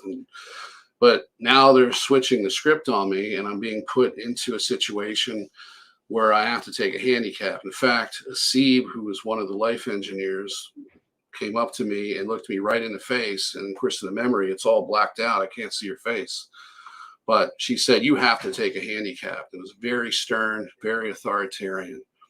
And it always bothered me because I was lied to and told, and I was told that this was actually a loving environment. These are my people. I was here to do something good for humanity. They were putting me here in this engineered lifetime to contribute in some way. But why would they be so authoritarian? I never understood it, and it never felt right because it was a lie. So that's really what happened there. And then, and let's fast forward to now. going back to 2019, we're going to go back to about the early part of 2019. Um, I had been given, it was actually the spring of, it was like April of 2019. I came back on a flight from, I was involved in a hog hunt that I paid a lot of money to do. And I came back on an airplane and I got deathly sick coming back on the flight. I had like severe motion sickness and I never had that before. I was so sick that when I got out of the plane, I had to sit against the wall for about 45 minutes before I can get my luggage. That's how bad off I felt. At this point, I started getting autonomic nervous system failure. I had all of these crazy symptoms. I was sweating, then I would stop sweating. There'd be no sweat at all. It'd be like 100 degrees out. I have no sweat at all, completely dry. Other times it would be, cool and it'd be pouring sweat. I had that. My sex drive dropped to zero. I felt sick. I had just I had like an enormous number of things going wrong with me. I had high blood pressure that would spike up. I'd have 60-point spikes in my blood pressure. It would go up, and within 15 minutes, it would drop back down again. Sometimes it would get really low. Have you experienced something like that? It's yeah. Like I'd go to the I'm not I mean they call it white coat syndrome, but there would be situations where my blood pressure would just skyrocket, Yeah. and then a minute later it would just drop back down again, and I could feel it sometimes because sometimes you can feel it in your ear, but Mm-hmm. it's yeah. I mean, what you're saying, some of that stuff is like I've had conversations with friends where we had similar things happen and stuff. So it's Okay, crazy. now we don't know each other, but are you an experiencer too? I don't. You know what, Nathan? I believe I am because when I was a kid, I had a fear of snakes. Where it was if I was in this time, this era now, it would be in therapy. I'd be in therapy. It was to the point where I couldn't sit in the backseat of a car. The seatbelt, I think it was a snake. I'd go into my bed. The little rumples in the bed, I'd be jumping out. I like it was to the point where I could not cope. My mom was like, "What is wrong with you?" Like it was so bad. And then there was a time between maybe 5 to 7 there's certain parts of my I don't even like I so hazy like the kindergarten to like grade 2. There's certain parts I don't even recall like at all. It's That's just that's a common thing that people talk about having amnesia for a period of time when they're yeah. younger. I don't have that, but others have actually. I mean, I've talked to several people who have said the exact same thing as you. I used to have a really bad fear of spiders. Now, arachnophobia is a common thing, so but I associate it with being in in the SSP. That's what I associated with by going into my higher self. I've kind of gotten over it. I still don't like a spider on me, but it was just something about it. I had this irrational fear of spiders up until probably recently, and it just kind of mellowed out. Also, I have a very irrational fear of heights, and I still have that. I get psychosomatic leg pains. Like I get electric shocks that go through my groin into my legs. I don't even need to be in a high place. I just need to look at something like a picture. Have you ever watched those videos where somebody, climbs a tower? Yeah, and you're Well, just like you can't handle it. I can't handle it, man. I can't look at it. Like it's almost like I got this it's weird. Like you get this feeling where you feel like you're gonna fall off, even though you're not even there. You feel like you're gonna fall off that Right. height, and it's To the just endless like, cold of your death, yeah, like exactly. it's happened before. Yeah, it's yeah, exactly. It's happened before. Something. I don't know what that is. I was told by the ETs that I was murdered in a lifetime, and I know I've been killed in a lot of different lifetimes, but I don't know if that's it or not. That's something I'd like to figure out. Either I'm going to figure it out now while I'm here, or after I'm gone, it all comes back with I'll just happen to remember. But yeah, so we got some similarities there. So anyway, let's see, where was I at? Yeah, fast. Okay, so so anyway, I'm going to jump ahead a little bit, and we're gonna talk about how this all came to a head and how I got to where I'm at now. Um, Back in 2019, I got sick, and I started to think about this, and I'd had contact since 2000. It was around it was towards the end of 2005 when I started getting daily telepathic contact with ETs. that were part of this Project Ibis program. I thought it was just organic transmission. I thought there was no military involvement. I know the military was involved in some of this stuff, but I never was interested in MILABs. And my experience went from the occult Joy of Satan thing to just a pure starseed experience. The problem was I was being abused. And, like I said, I had the Stockholm syndrome. I was mind controlled. I wasn't putting two and two together. They have the ability to give you, to basically put you in a scenario where you're not putting two and two together. It's like it's so obvious for somebody on the outside. But, just, here's an example. Let's just say you have to do something to pay your bills. And, say it's something that's important, but you keep putting it off, and eventually you lose the opportunity because they've gotten in your head and they've disassociated your will and your need to your actions. So that's one of the ways they target you. But anyway, so here I was in this situation, and I felt this moral imperative that I needed to go public. I couldn't because I had the speech impairment at the time, which was all part of the suppression that they had me under. So it wasn't to make me humble. It wasn't to give me a struggle so I become a better person and grow from the experience, like they said. It had everything to do with stopping me from going public. So the reason I got sick, from what I understand at least, is because I was trying to go public. Prior to getting sick, I was constantly writing stuff on the internet. I wasn't doing videos, but I would kind of follow the Leak Project videos, and I'd write these long explanations. I'd talk about all this stuff, and I had no desire to be interviewed, but I just wanted to put it out there in any way that I could. And I wound up getting 100 subscribers over a couple of year periods, over several years, through several channels. Eventually, I had by the time I started doing videos on YouTube, I had about 100 subscribers to start with, simply from just writing comments. People would say, well, if he's going to write that, then maybe he'll do a video, so I'll subscribe. So I wanted to go public, and I had taken various stabs at it over those years from 2006 or so, or actually 2008 forward. I had contacted Linda Moulton Howe, all the people in the Ancient Aliens show. The one group I didn't contact was Project Camelot, because something happened that kind of scared me off a bit. But I never got anybody to respond to me, really, except for two people. It was Christine Anderson, who was the wife of the founder of Project Avalon. I did talk to her a little bit, but it never turned into an interview. And she went on vacation, and then she wouldn't respond to me. I also brought in another victim of the Joy of Satan, who I had set up a kind of like a support group, or actually a support relationship with.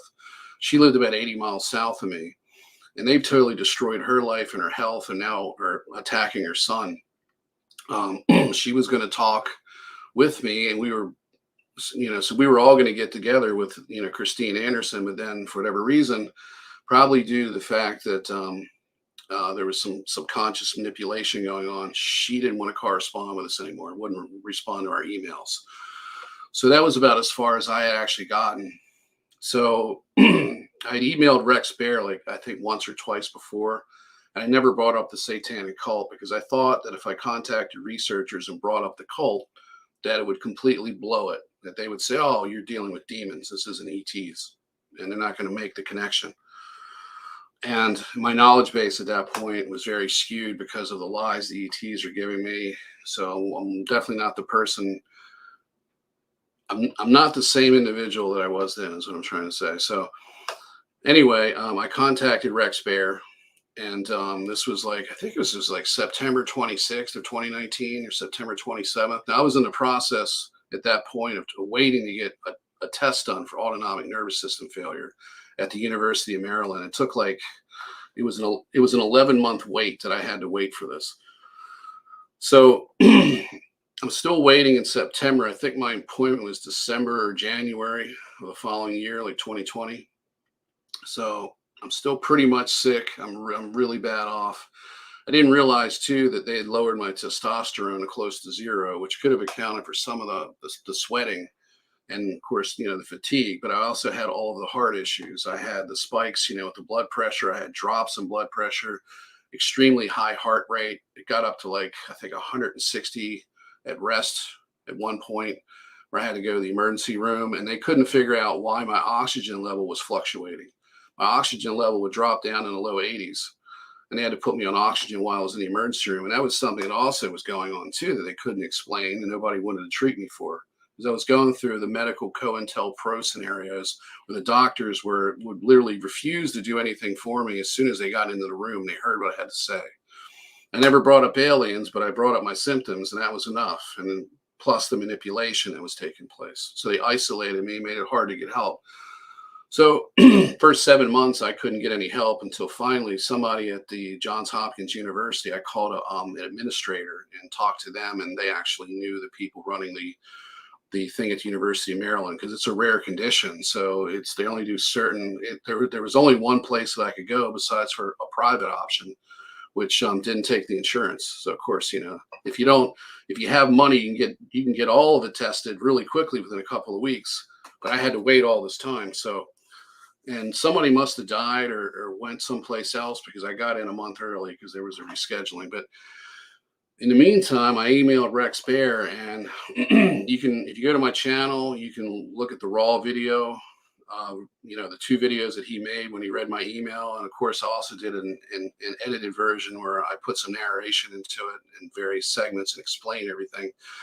But he reads this email that I sent him, and it was it was just the way I worded it. I did it intentionally to get his attention, because I needed him to either read it or to investigate. I didn't want to do an interview. I was too sick. I didn't like how I looked being sick like that, and I knew that I couldn't speak well, and and then possibly there'd be interference. I didn't know. I just didn't want to be on camera. I didn't want to do an audio interview too. I just emailed him so that he would take a look at it, because I thought that somebody needed to investigate this, and I thought he would be a good candidate for it because of the work that he was doing and everything he was interested in, the Anunnaki, ETs, you name it. It was like the perfect fit. So he reads my email and he goes to bed.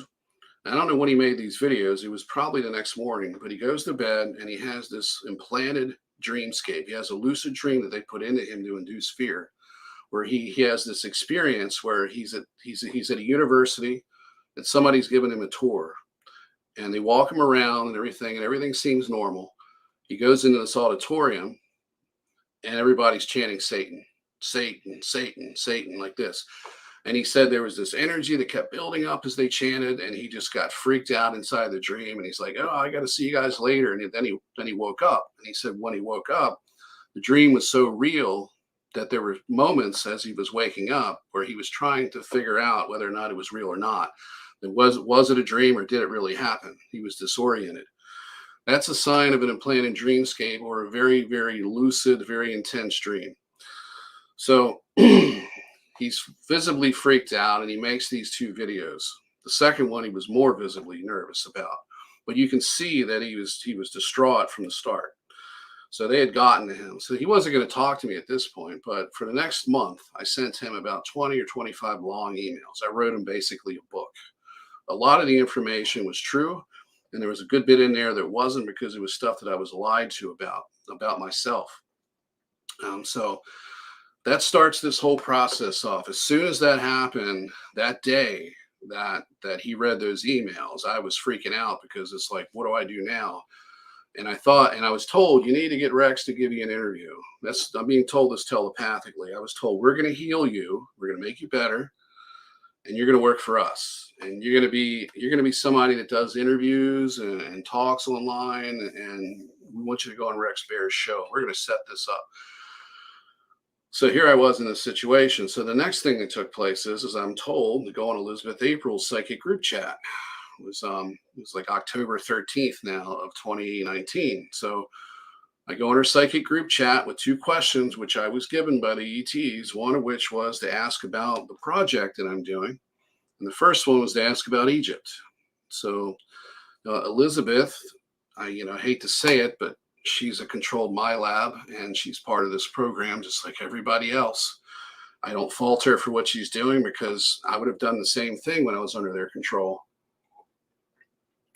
So the first question goes, and I asked a question about Egypt, and she says, there's a lot of lifetimes here. You're male in this one, indicated, which I later found out most of them I was female. And in this case, I stole a levitation device that we were using to build the Menkaure pyramid with. I was a slave.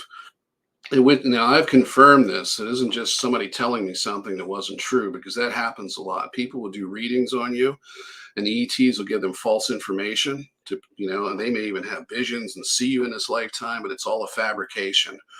It's all a simulation in your mind. And then you give that information to somebody, you leave that, and you lead that person on a false path in the new age experience is what's happening. But this wasn't one of those situations. She was connecting with my so-called spirit guides, and one of them was called Heelbeat. His name was Heelbeat. He was claimed to be an Andromedan. He was a bald guy with no ears, no hair, fair skin. Was nice to me, but it was only because he had to be. He was part of the human soul slave trade operation. He worked with the Dracos, and there's multiple races in this. Isn't just Draco ETs, but the Dracos are at the top of it, and then below them is assisting races. There's a lot of them. So plus they can change their body containers. So if you think you're dealing with a specific race, you're not. You're dealing with a soul group that can change its body to meet whatever task it has to do. So it makes things very confusing. But so anyway, she told me I stole a levitation device and I was executed for it.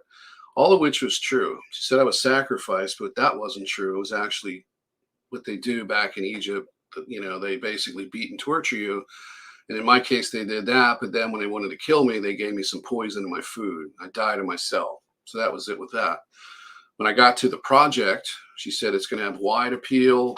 It's very important. You were chosen for this. If you weren't going to do it, if you don't do it, somebody else is going to do it. And that's pretty much it. And then it had to do with starseeds, and it was going to be lucrative, and it was going to be helping people. And I was fed the bullshit that they always give you. So the purpose of this whole thing was to get me to, because they knew that I was going to wake up, and they knew by using time projection technology where they can look forward in time and find out all the different variable outcomes. They can follow various different timelines where each of your decisions creates kind of a new timeline, and they just follow that. Is that Looking Glass, Nathan? That Looking is? Glass, I don't know if that actually is a real program, because some of the people involved in that were found out to be not really being truthful about who they are. I don't know too much about it, but it's a technology that's like that, but much more advanced. So they have a computer system that connects in with the collective consciousness, and then it maps out outcomes. So you can plug in various different variables. Okay, we're going to do this, this, and that, and what's going to happen. The computer accesses the collective and then looks at all the different outcomes and comes out with an answer.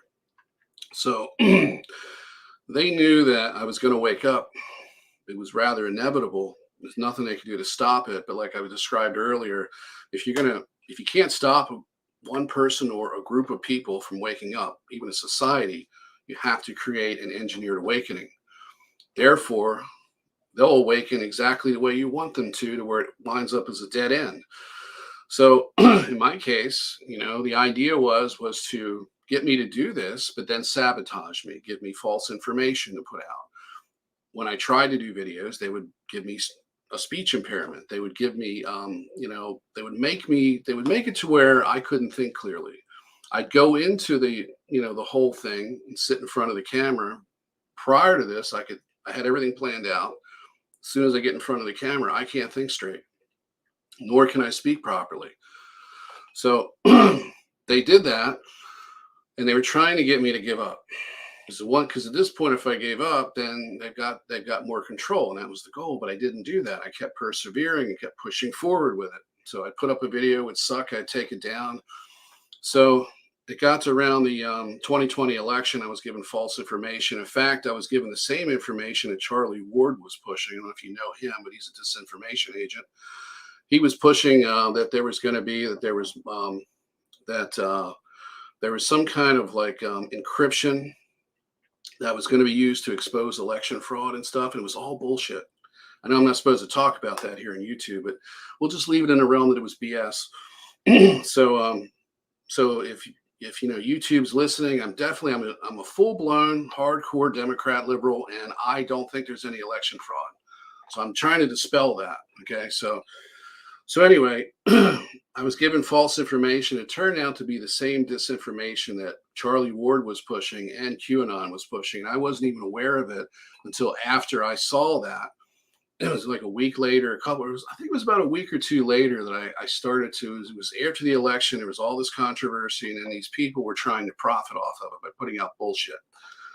As soon as I found out that, yeah, okay, I'd been had, because they gave me the same storyline that QAnon was that, they had, plus, Charlie Ward was also putting out. And I posted something in Avalon about it, and I just felt like a total idiot. That was the whole purpose of it, was to get me to stop doing this. So this was about 2020. I think this was a little bit before that. A woman came into my life. We met under a leak project video, and I don't want to give her name out because she likes to stay private. But but if you want to know who she is, we did 4 podcasts together early on, and they're on my channel. So she comes into my life, and we meet under a YouTube video. It was under one of Rex Bear's videos. It was the Michael E. Hill interview. If you know who Michael E. Hill is, he's apparently a hybrid that was put through a lot of different things. He takes pictures of UFOs and so forth. He's been on a couple UFO shows. He's part of a controlled. He's part of Project Ibis, but he's the side that gets to speak. He's not he's not somebody who's shadow banned, which is why he was on Rex Bear's show and why he's been on the History Channel and other things.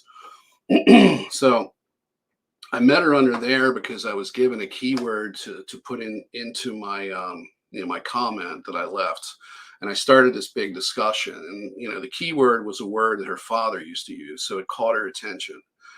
And this was done by the positive side through a subconscious connection, which I don't fully understand, but it just kind of came to be that we became friends at this point. We started to talk. Then we did the podcast together. Now, she was always feeling that she had this feeling that something was wrong here, that this ET thing, there was something wrong with it. And she was very, she had a theological way of looking at things, which conflicted with the way I looked at it. But she was brought into the picture to help me wake up. And what I found out was she has a past life connection with me, not just with Egypt, but in another past life when we were ETs. She's part of a family that I'm in, and this all of this starts to come out, but it starts to come out in stages under like a distorted lens that the ETs were concocting. So I wasn't getting to the full truth, but there was a very, very strong connection between her and I. So fast forward a little bit, we get into the summer of last year, and this is August now. Her and I have done a few podcasts, and we're always at odds about the ET thing. She believes in God, and the ETs are trying to replace God, is what she would say. And I thought, I was tied into the Starseed way of thinking, where the creator is a force of nature, source consciousness, nothing else. We do all the thinking. Therefore, everything that we consider to be right is right. There's no laws. There's no right and wrong within the creator's mind. It's just whatever we want to do, and that's exactly the way they portray this, because it gets you away from a moral compass. And anything goes at that point. You can see it in society. You can see it in the New Age movement, the occult belief systems, and just about everything else. So anyway, I start getting really badly attacked. And this has been going on and on and on. And she's helped me a little bit. At this point now, I've met a friend from Project Avalon. He's come into my life, and he actually knows what's going on. So we're doing these therapy sessions, sometimes going 6-7 hours at a time. And he's doing this type of therapy where he senses things about me and then attempts in a subtle way to get me to pick up on them and to remember or to make sense of things, to break the programming. So this is going on at the same time she's helping me. So now there's people coming in. Now I'm also going through all of this psychic harassment. I'm being lied to. I'm being told that I'm part of a council. and that there's a Orion faction that's causing problems, and we're weeding these people out, and I'm in a scenario where I'm being abused and psychically harassed because of it. You can watch the older Typical Skeptic podcast interviews that I did. I've got several of them where I talk about this stuff. This is when I was under their control, being fed their lies. So all this is going on. It finally kind of comes to a climax to where I start getting attacked. And my friend from Avalon, he's been attacked. He's been made sick. So is his significant other. His immune system's been destroyed. And he's explaining all of these things to me. And he's telling me that these are the archons that I'm dealing with. And I'm not quite seeing it, So what happened is that I started getting attacks, and I started talking about this. I started doing podcasts where I'm talking about starseeds being attacked by the New World Order. I'm talking about AI being applied, possible archons, reptilians. So I'm starting to put all this out in these early podcasts. And as I do, the abusive contact gets worse. The psychic attacks start to happen and pick up substantially. Now I'm being threatened. Now they're telling me that they're going to kill me. I'm hearing this in my head all day long. We're going to kill you. You're going to die. And it's like, you're going to die. And it's like this horrible voice. So I'm just, it isn't affecting me. I'm not afraid of it. I'm making fun of it. I'm mocking it. And it just keeps getting worse. Finally, I'm sitting now right where I'm at right now, and I have this Draco reptilian incident where this Draco it looked like a yellow ring of light around my left ankle, and it was extremely painful. And I'm laughing at this being, saying, is that the best that you have? And while this is going on, I keep getting these new extraterrestrials that are coming in. These are the positive ones that are being able to talk with me under some type of controlled arrangement, like a POW type arrangement, to where I've got an individual named Orban who's been assigned to me. He's supposed to be a protector. He's supposed to help me with this council issue that we're dealing with, but he has to lie to me and stay within this construct that they've created. But then he's slipping me information and trying to get me to wake up. I had him. I had another ET that came in, was Ashtari. And now I'm actually communicating with my wife and sister, who's a Hajian woman who's now coming in. And now I'm actually getting to meet the real Deceibi, which is her name. And it's completely different Deceibi than the one that I've had before. That was an AI entity that was extremely abusive. So I've got these three ETs that I'm talking with, and they would try to tell me things. And as they did, the AI would cut them off because they're only allowed to say certain things. Their voice would break up. It was like talking to an extraterrestrial telepathically through a cell phone, because you'd get that signal breakup. And I'd say, what is that? And they say, it's the AI. It won't let me say what I want to say. And it just they were giving me hints and giving me information. So this pain in my ankle has gotten so bad at this point that it's causing swelling, and I'm having trouble walking. So it's gotten bad. So I asked my friend, I'm like, can you try to do a psychic healing on this and tell me what this is? Because I know what they did to me. I know it's not an injury because I didn't hurt myself, and I saw them put it on me in my mind's eye, and I talked to the entity that did it. So she goes ahead and she looks at this, and she contacts me. I think it was through Facebook Messenger. She's like, "Oh my God, you! Not only did I see that, but they've got a copy of you." So she gets a series of downloads, and I published these in a video, and she got really upset with me and almost broke up our friendship because I didn't ask permission, and they were affecting her mind, and psychically attacking her because she came in against their will, and they were trying to distort the whole thing and kind of keep it under their control. But she gets these downloads, and she tells me things that trigger something inside me. So she says, Nathan, there's a clone version of you. I think you're a clone too. I don't know, but there's two of you. And I know this sounds crazy, but there's two of you, and one's in a government building, and there's Dracos in this building, and there's people in lab uniforms, and they're torturing this body that's laying on a gurney. It's inside a facility. And I saw it. And then she starts getting these downloads of this consciousness simulation that I've been talking to her about, that she didn't really believe, that there is an augmented reality, and that there is this, and they are suppressing everybody's consciousness, and they're controlling our afterlife and all of this shit. And it just starts coming out, one download after another. And she's sending me these just one message, one voicemail after another. And I'm standing here and I'm holding my phone and I'm listening to this shit and I'm crying at the same time this is happening. In fact, when I did the video and I played it back, I started to cry, and I just kind of, I didn't emphasize that I was crying. I was wiping, the tears out of my eyes, and then I finished the video. But and I had it, like I said, that was up for a period of time, and then she had me remove it. Unfortunately, nobody could see it, but I have shared it with some researchers.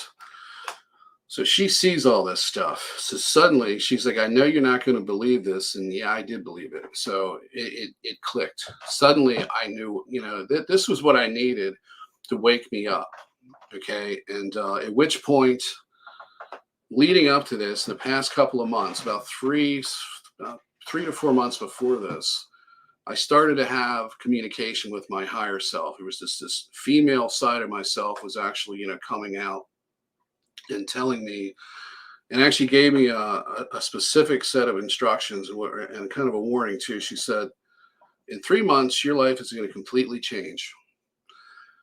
And I'd heard this before, and I didn't, I'm thinking, okay, am I being lied to again? Is this some kind of trick? This is supposed to be my higher self. So I started asking questions. What I was told is, I said, well, what if it doesn't change? She said, prepare to go home immediately. So that's what I'm told. And so fast forward 3 months later, I'm in this situation. Now all this has come out. So at this point, I start getting these messages from this other part of myself telling me, to burn the cords. And I start to see these cords, and I see my body. I'm literally seeing myself as a second person staring at it. And it's in a void. It's on the astral. And there's like this translucent male figure, just a silhouette, no hair, anything like that. Just, the whole silhouette, 3-dimensional silhouette of a human being that's slightly, it's like a white glow, kind of translucent, but solid looking. And it looked like an anatomy model that my mother bought for me when I was a kid. And it was like a plastic clear shell, and you open it up, and it was like 2 halves, and it had all these organs in it. And you had to put them in there in a certain configuration that they fit. And it was like an anatomically correct model of a human. So it looked like that, but without the organs. You couldn't see it. It was just like a translucent kind of look to it. And every square inch of that body had silver cords just draping off, going in every single direction into the abyss. So I see this, and I'm told to burn the cords. Now, as this is all going on, I'm also getting severe psychic harassment. At one point, I'm in contact with this short, stumpy looking Draco reptilian, and it's in this lab. And then I got a chance to see this other part of me, this other clone version of me inside this military building. I saw the lab, I saw the gurney, I saw my body laying there. The Draco, I could see there was tall, Draco standing in the room, just a bunch of personnel there. It was a big room, and there was gurney after gurney after gurney. It was a whole bunch of them. And there was a body on every one of these things, and one of them was mine. And they were doing this to a large number of people. These were people that were breaking the programming, and they had a clone version of them that they were using to torture, manipulate, and kill these people who had gotten to this point. So I'm seeing this, and now I'm being physically tortured. And this is going to be disturbing for some of you. But one of the things that they did to me is they showed me this. They had something, they had a needle, it looked like about 1/8 of an inch wide. It was pretty big. And they shoved it through my scrotum and through the testicle. And I felt it in this body. I felt pain in my groin area. And I was shown this image of my body laying there with blood coming out of the scrotum, soaking into a hospital pad with my legs spread open. And I was threatened. And this went on constantly. Okay.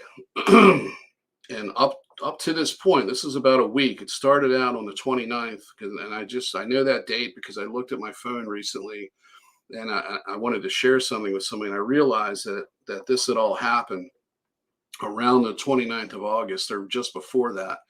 Another thing that happened, which was really bizarre, is that I sent my friend, who was the mentor, the psychic mentor guy who was doing the therapy sessions with me. I told him the very day that this happened, or like the next day, I said, yeah, shit's hitting the fan here. I said, I got, they've got a clone of me. It's inside this military base. There's all this stuff going on. I'm told to burn these cords. And I said, I just started to burn a couple of them. And as I did, they'd reattach. I had my astral sight now. Before I was blind. Now I could see things, but it was just for this particular instance. It's like an emergency reaction. You know, when somebody gets into a situation like a car flips over and there's a child trapped or somebody, there's always there's these stories I used to hear. Somebody would somehow exhibit superhuman strength and lift the car up off and open the door. However, you know, they'd save the person. It was kind of like that. It was like when I needed my astral sight, it worked, but I couldn't make it work any other way. So I'm having all this psychic harassment and all these threats, and I've had one after another. So I sent an email to him, and at the end of it, I said, it's game on, okay? Because now it's time for me to take back my sovereignty. It's time to take back my soul from these people or these things. 4 hours later, I'm over at a friend's house, and I stopped over because he asked me to come by. I go to his house. He's all freaked out. Somebody's gotten into his computer. And this is a guy I talk to all the time. And I do talk to him about a lot of the alien stuff. A month after contacting Rex Bear, I had keyword activated sound effects in our phone conversations. It was only the people that I talked about the subject with, and he was the only person. They started getting into my hard drive. They started getting into his computer, and then they started slowing his bandwidth down to where he didn't have any. And he had like 20 or 25 calls to Verizon for tech support. And they would come out and check everything. And they couldn't find any origin. Everything would work again. It would happen again. And you could always tell when they're downloading your hard drive because the older hard drives that make noise, they would sound like they were eating themselves. It would just would go into overdrive, and it would just all of this noise would be coming from your computer. And as soon as you pulled the network cable or you shut off your modem or whatever, of course there was a connection outside your house, it would stop. The computer would stop going crazy. And they would slow your bandwidth down. I was literally watching a YouTube video when they started downloading my hard drive, and I couldn't get any bandwidth. Everything slowed down to where it was like, you get that little thing that spins, I was getting that with high-speed internet. So he's freaked out. While I'm there, Angela Stotts, who's another contactee that I became friends with because I'd done a couple interviews with the Typical Skeptic podcast, and she recognized the things that I was saying to be true, and it was something that she had been told or experienced. So I noticed her in the comment section, and we spoke on Zoom, and so we became friends. She sends me this text message, and I put this text message in my last interview with the Typical Skeptic podcast last Friday. And she thinks it's her iron, right? She's not aware of what's happening, but she intuitively knows to contact me, right? So she contacts me and she says, I was trying to turn on my iron and it wouldn't come on. And then I finally got it to work. And then I was watching a YouTube video while I was ironing, and the comment section opened up and it typed out, it's on, right? So she thinks this has to do with the iron. And I didn't even know this at the time, but after I asked her, because I had asked her, can I use these voicemails? After the show came out, she's like, I had no idea I was used that way. And I'm like, yeah, that's what that meant. It didn't have to do with your iron. It had to do with me. And I knew immediately that, when she said it's on, it was a response to what I had said 4 hours prior in an email to a friend. And that's how they got you, literally on a web. They know everything that you're sending out on the internet. They know everything you're thinking. And they know what you're doing at any second of any day. It doesn't matter. It's a godlike power to observe you and manipulate you and attack you. And that's what they've set up around this planet. They have an AI, a transdimensional AI system that targets people. So I'm showing this to my friend, and he's really freaking out now. And I'm pretty much calm, but I feel like I'm inside of a sci-fi movie. And at the same time, all this stuff was going on. My wife was watching Stranger Things. I think it's Netflix. So I'm dealing with this in a telepathic psychic level, and I'm walking past her watching this movie or this show where this similar stuff is going on with MILABs and everything. And it just created this bizarre, surreal type of feeling that I had. It's literally like I was stuck in a movie. So I go home, and I don't know the chronology here. It could have been a day. It could have been that night, or it could have been the next day. I don't remember. But actually, I think it was the next day. The next day, I'm on my way to the cardiologist now. This is the second cardiologist. The first one refused to treat me. So it was I had, because I'm being, targeted. So it's medical COINTELPRO. So they refused to treat me. And so now 6 weeks later, I've got a new appointment. Then just happens to be this next day.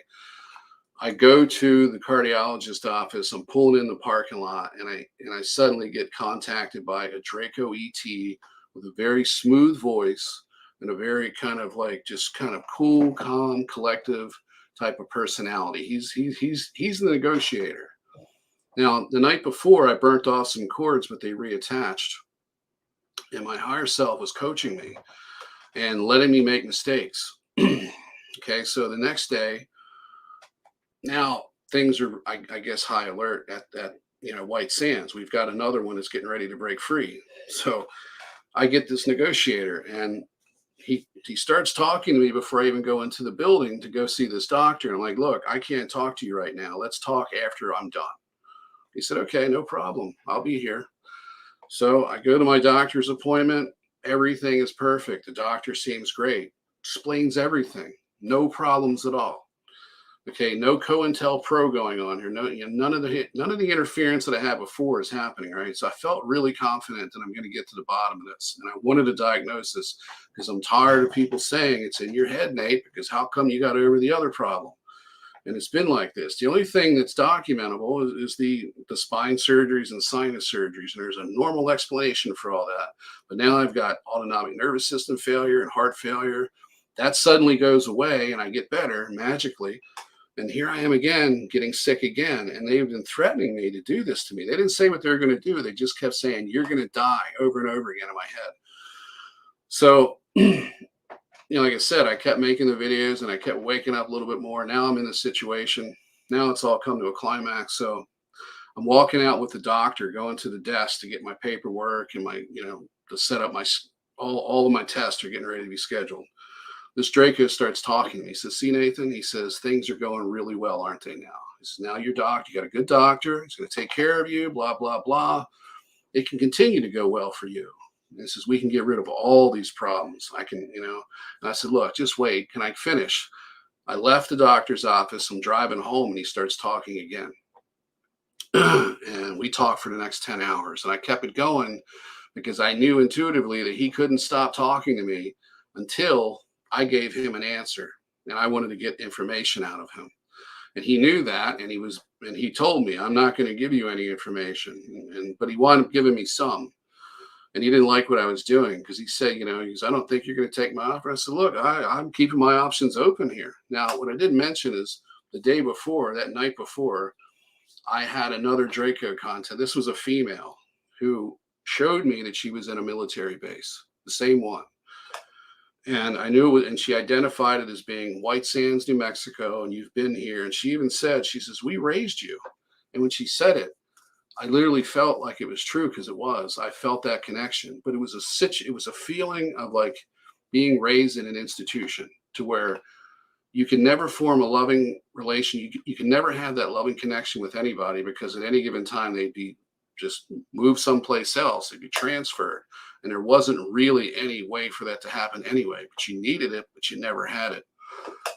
So she tells me, she says, I said, well, what do you do? And she says, I'm the program director for the planetary consciousness simulation, or as you would say, more or less telling me that they're part of this whole thing, but using my terminology, not giving me any information. She goes, I can put you in a different program and things will change dramatically.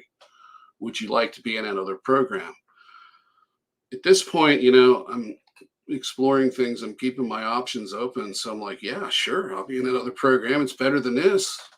Because she said, they're going to kill you. And if you accept this, you'll be fine. I said, okay, put me in it. So the next day I talked to this negotiator. So this negotiator is trying to sell this whole thing to me. So I'm trying to get information from him too. And I said, well, what do I have to do? He says, you're going to write books, you're going to make videos, and you're going to be all over the place for us. You're going to be just like all these other influencers that we have out there. And I said, okay. So I said, so in other words, they all work for you. I said, well, how many of them know they work for you? Because, Elizabeth April thinks she's working with good people, what about all these other people? And they said, they're all under the impression that they work for the light, that they work for the good guys here. He didn't really say good guys, but he just said they're all under the impression that they work for somebody else, but they really work for us. And I said, okay. I said, is there anybody in this community that knows who they are? Because now you're putting me in a situation where I know what's going on. Now, in this process of talking to all these different reptilians, they admitted to me that they wanted to exterminate the human race through various ways that we all know about. Okay. Our artificial austerity was one of them, and there's medical procedures and other things that I can't talk about. They admitted that they wanted to get rid of the human race. They also admitted that they had a role in mankind's development. That's what they said. But they're taking the program over from the others, and they want to cancel humanity. They want to take the souls and use them for slaves. And they want to replace human beings with a reptilian hybrid humanoid and create their own fledgling race project and civilization here. And humanity is going to be done. And they're telling me this, right? As I asked, and they were willing to give all this. If they told me the whole agenda and they laid it out for me. And I said, is there anybody in this community that knows, that this is what I said? Is there anybody in this community that knows who they're working for? And he gave me a name of somebody that I brought it up. And it was somebody that a friend of mine, my psychic mentor, had accused of being in the occult. He's very famous. He's very wealthy. He's been on Ancient Aliens. He's been on other programs like that. Very, very successful. Very well respected, but there's people making accusations that the guy's running scams and so forth. It's as far as I'm going to go with who it is, because you just can't make these accusations. You have no proof, and if you did, you could still get sued. So, and I don't know for sure. This could have been a lie. They could have been lying to me about this person because a friend of mine pointed him out beforehand. So it could have just been trying to gain. Sorry, Nate. Sure. Are you saying most of the influencers, even I'm talking most of the ones on YouTube, they've been approached in some shape or form like this? Because I see a lot of these guys, they don't operate at a high level, and it's like they're purposely like perpetrating lies, and they've got 100,000 plus subscribers. A lot of them seem like they're bots. Yeah, that is true with a lot of them. Yeah, obviously that's part of like it's almost like giving them cash, right? Because I mean, I know I'm shadow banned, so I would never hit 50,000 subscribers. I've been I mean, the first time it was like this happened 3 weeks. Um, a guy that was on 2 nights ago, and he was a super soldier. And as soon as I put it up on the thing. The live was going to be in 3 days. YouTube gave me a strike for a video that's already been on my channel for over a year. And when I did the appeal, no joke, Nathan, within 45 seconds they said appeal rejected. I've never gotten, and then it happened again. Then I put up something else where it was about the genetics, the war on genetics, and I got a strike.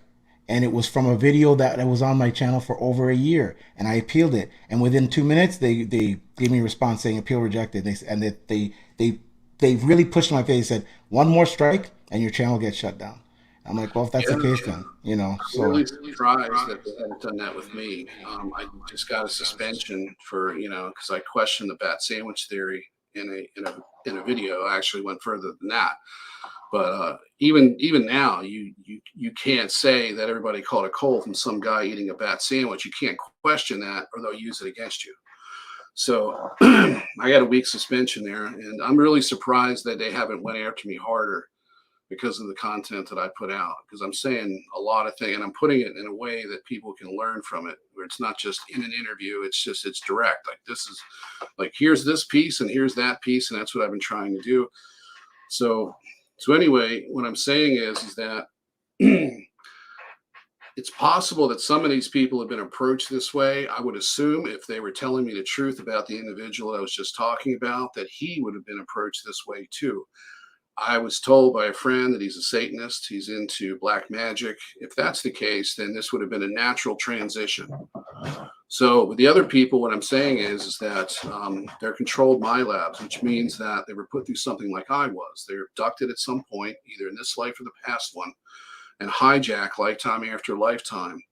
And a lot of these people have been utilized in ancient times because This isn't a new program. Using people to create a guru or a spiritual leader is something they've done since the very beginning. It's, they had they did it in Egypt, they did it in India, they did it in every ancient culture that we see megalithic temple structures and religions emerging from it. So it's nothing new at all. It's just now that the military is involved. That's the difference. And that's what the Project Ibis program is, at least a substantial portion of it, because it really has to do with abducting psychic children who often are angelic or an extraterrestrial soul origin. And then they put them into these horrible programs. And then they perpetuate, they use some of them. They use I call it a placeholder. The placeholder through Project Surrogate is the version of you they put in society. It's not your alters. You're one of the alters, but you're in society, and they use some of those people who have the ability, to do it, to be charismatic, to be well spoken. They use them to create these new age influencers, to perpetuate the lie and to get us away from God and focusing on them, using the Anunnaki story and everything else that goes with that. They want us to believe they're God because they've been playing God with us and they genetically engineered us. Well, yeah, you can genetically engineer an entire race of people, but their souls comes from the Creator. It has nothing to do with these ETs. They just created the vessel that created it, that actually generated the consciousness that became the souls.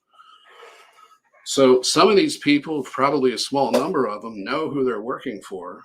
I would say these people were probably into the negative side of the occult beforehand. But, that remains to be seen. But I do know the rest of these people think they're doing the right thing. And that's the sad part about this, because these are victims. And that's why you should never be abusive or to call these people horrible names.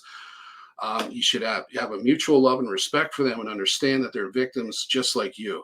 Just like everybody, because you don't need to be in these programs to be a victim. You can't communicate with your dead loved ones. I was just in a cemetery earlier today. Look, I was there where my friend is buried. And I'm just thinking to myself, I should put a picture of his crypt on the internet and my Telegram group and say that only a planet of people, a population, would do this ceremonial thing with somebody after they die, because they're in a simulation. This is all they have of that person. They put them in the ground, they put them in a crypt or an urn, and that's all they have left of them. There's no more communication. And if there is, you can never tell it's them, because it could be a deception. So, yeah, but anyway, most of them don't know what they're doing. They're simply a victim. They're caught up into this. They're brainwashed. They're programmed. They're mind controlled, and they're using them to create a new age belief system that is for the starseeds, but it also is bleeding into the rest of the population through programs like Ancient Aliens, because Ancient Aliens does two things. It puts the ETs in a positive light, regardless of what's obvious. There's even sacrifice. They attribute that to after the ETs left. And then the people get crazy because they want them to come back, so they start killing each other in sacrificial rituals, right?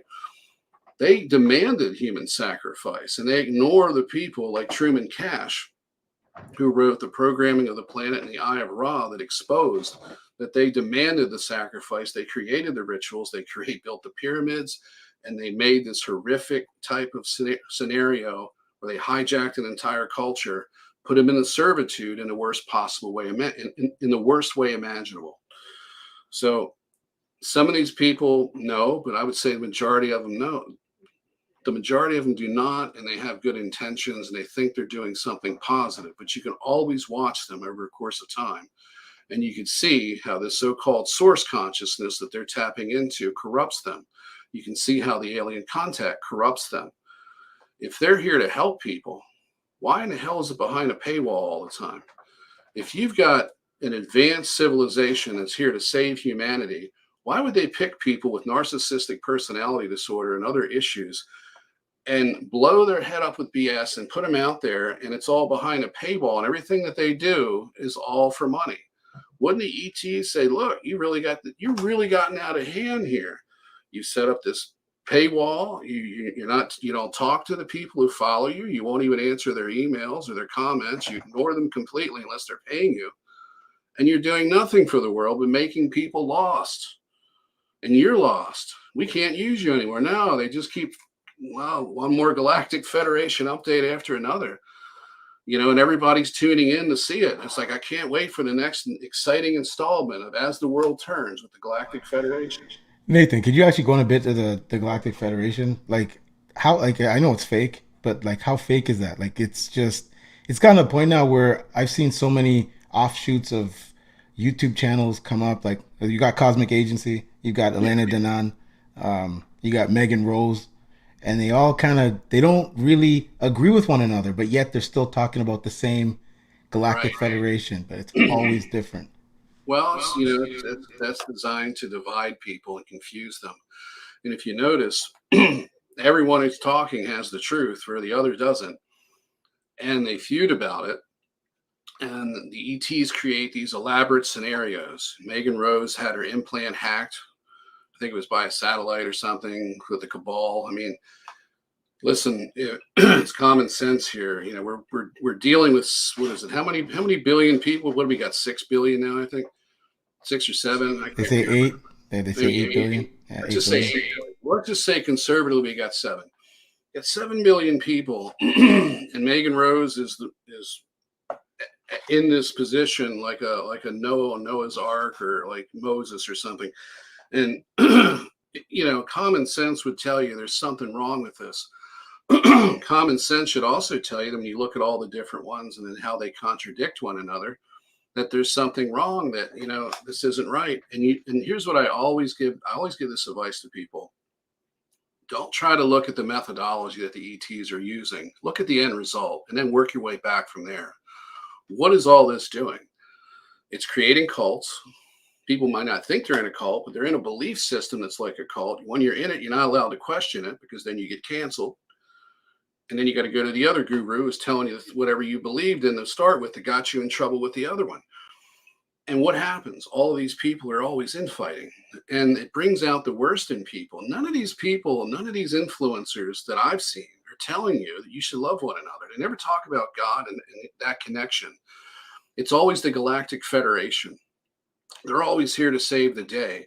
They created you. They're going to save you from yourself. And these dastardly reptilians who play the bad guy all the time. And if you can't see through this, I mean, I'm sorry, but if they've got you mind controlled, yeah, I totally understand why you can't see through it. But you got to get a third or fourth opinion. Get somebody from the outside and ask them, hey, what does this look like to you? Not that they're going to give you the best advice, because they haven't been through what you've been through, but at the same time, it's good to have that extra opinion who tells you, wait a second, there's something wrong with all of this. This isn't how you save a planet. This isn't how you enlighten a population. This is not the Great Awakening. They're putting people to sleep while they're fighting with each other. So anyway, I was getting back to where I was. So where was I? Okay, at this point, I got the Draco negotiator, and we're going over this whole thing. And finally, I give him an answer, and I said, look. Here's what he said. They're going to restore my health, give me 20 years of extra life. I'm going to have a great life for the next 20 years. I'm going to be wealthy, well known, and all these things that I wanted to do about talking about this and working for the Galactic Federation is all going to come true now. So I told him, I said, I really feel sorry for you, because you've got absolutely nothing to come to the table with to negotiate with. I said, you've destroyed my health, you've destroyed my life, you've ruined my family, my marriage, you've targeted people around me that I know, that I care about, and you tried to kill them, you've tried to kill me twice. What could you possibly give me at this point that would make me say yes? And I said, there's absolutely nothing. It was the easiest decision I've ever made. I told him to shove it, and he told me to get the F out of his face. And that's how it ended. So the very next thing that happened is, after that, I don't know if it was that night or it probably was the next day. I think it was the next day, because all of this is like a week-long train wreck, and it's like, what came first? So I always get it mixed up. What came next is that I'm sitting in this basement right where I'm at right now, in front of this computer, and I'm thinking about all this, and I'm still getting the psychic harassment, and suddenly I get this male voice that comes in that sounds human. He sounds like a person that you talk to on the street, but he has a military energetic. There's an energy around him that tells me military. And I'm like, who are you? I said, you don't sound like an ET. And he says, I'm not an extraterrestrial. He says, I'm a psychic super soldier, the ones you talk about killing. And I'm like, wow. I mean, now I'm talking to somebody that I've been gaslighting with these podcasts because I started talking about the possibility back in April of that year, of the year prior, actually the same year. What am I saying? It was 2019 when I started talking about the possibility that there were starseed sleeper cells that were here to be activated that would actually engage in psychic warfare and take out the dumbs, right? Because that's what I was getting. And I was being told this by the positive ETs that were talking to me. And then the AI would cut out and they wouldn't be able to finish what they were saying. But now they've removed all of the positive ones that were talking to me. Everybody was gone. He'll be the phony spirit guide was gone. Deceivy was gone. Ashtari was gone. Orban was the last one to go, and then he was gone. And it's just me and this higher self that's coming in and out and telling me to do things.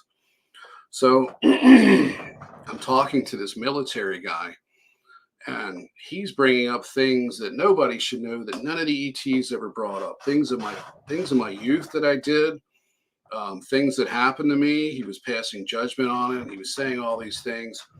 And he said to me, he says, look, he says, I want to ask you some questions. I know you have questions for me, but I'll answer your questions after you answer mine.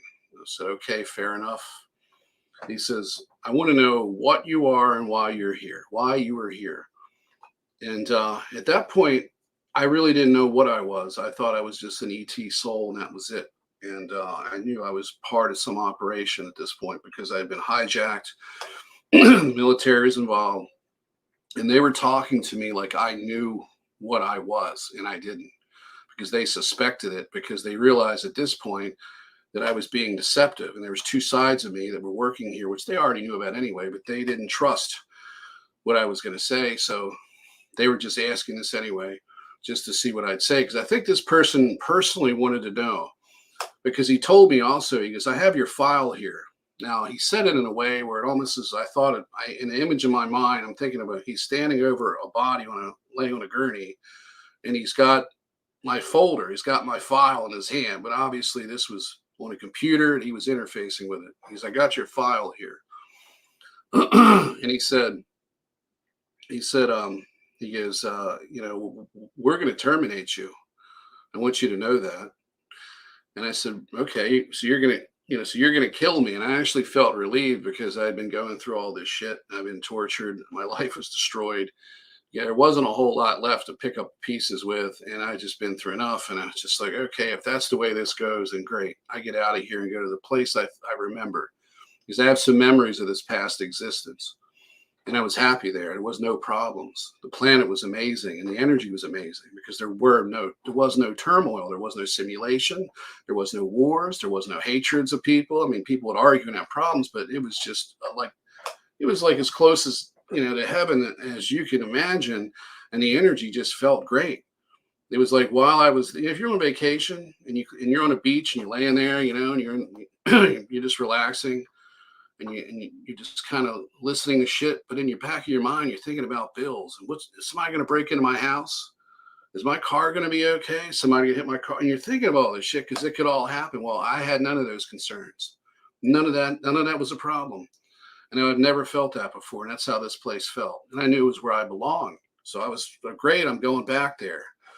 And I expressed that. I'm like, oh, good. I said, that's not really a big deal.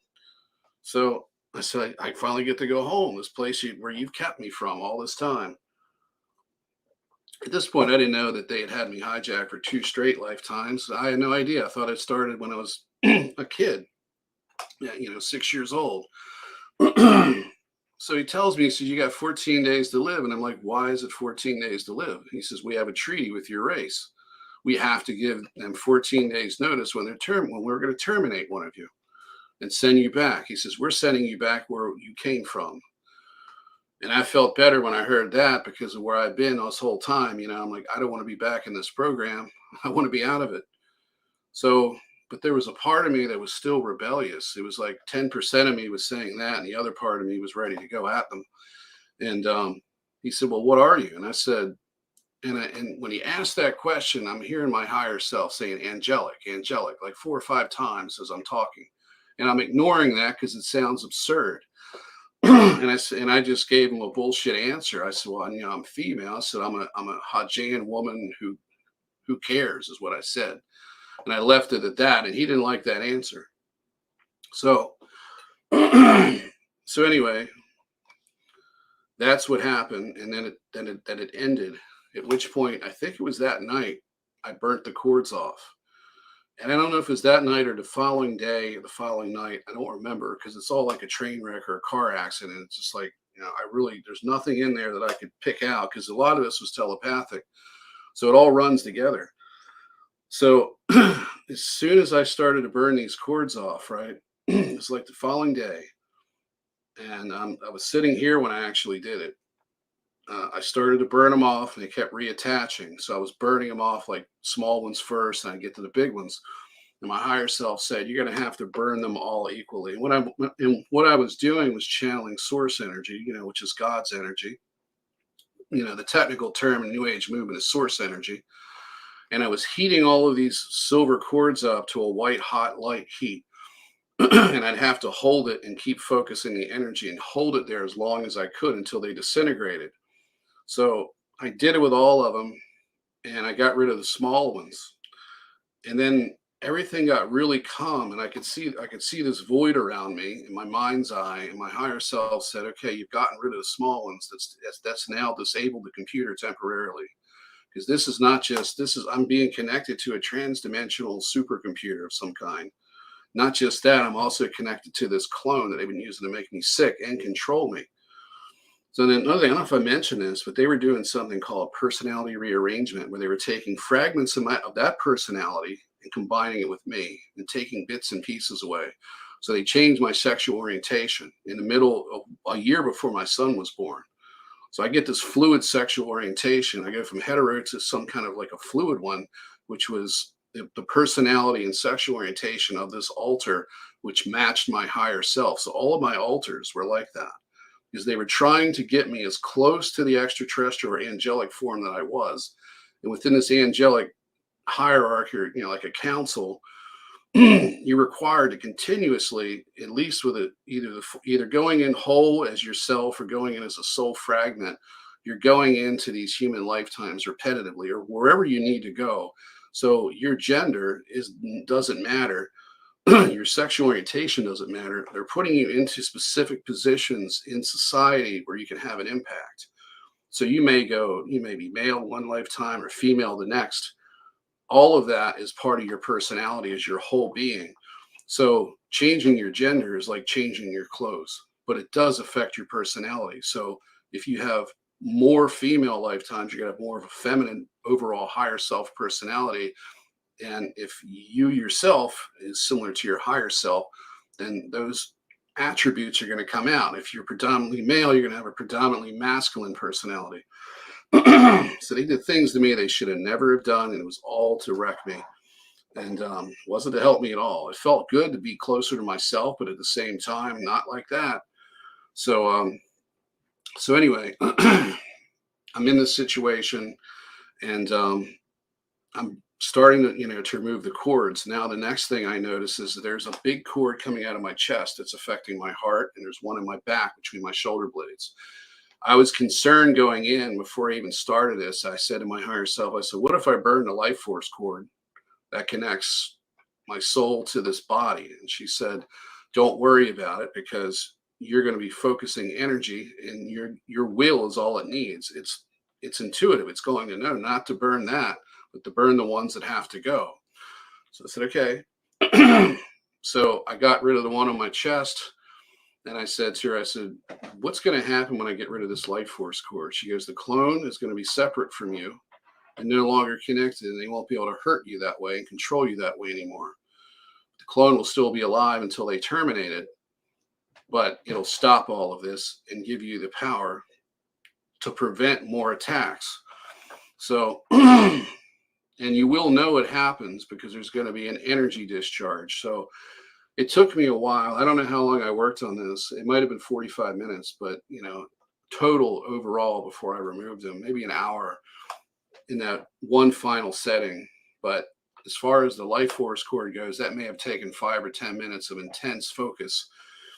And it glowed white hot, and it eventually popped off of me, and I saw a shower of like sparkly energy and like a crackling sound, like an energy surge, and I felt it surge from my lower extremities up through my chest into my shoulders. It's a big surge of energy when this thing finally popped off, and it looked like a coaxial cable.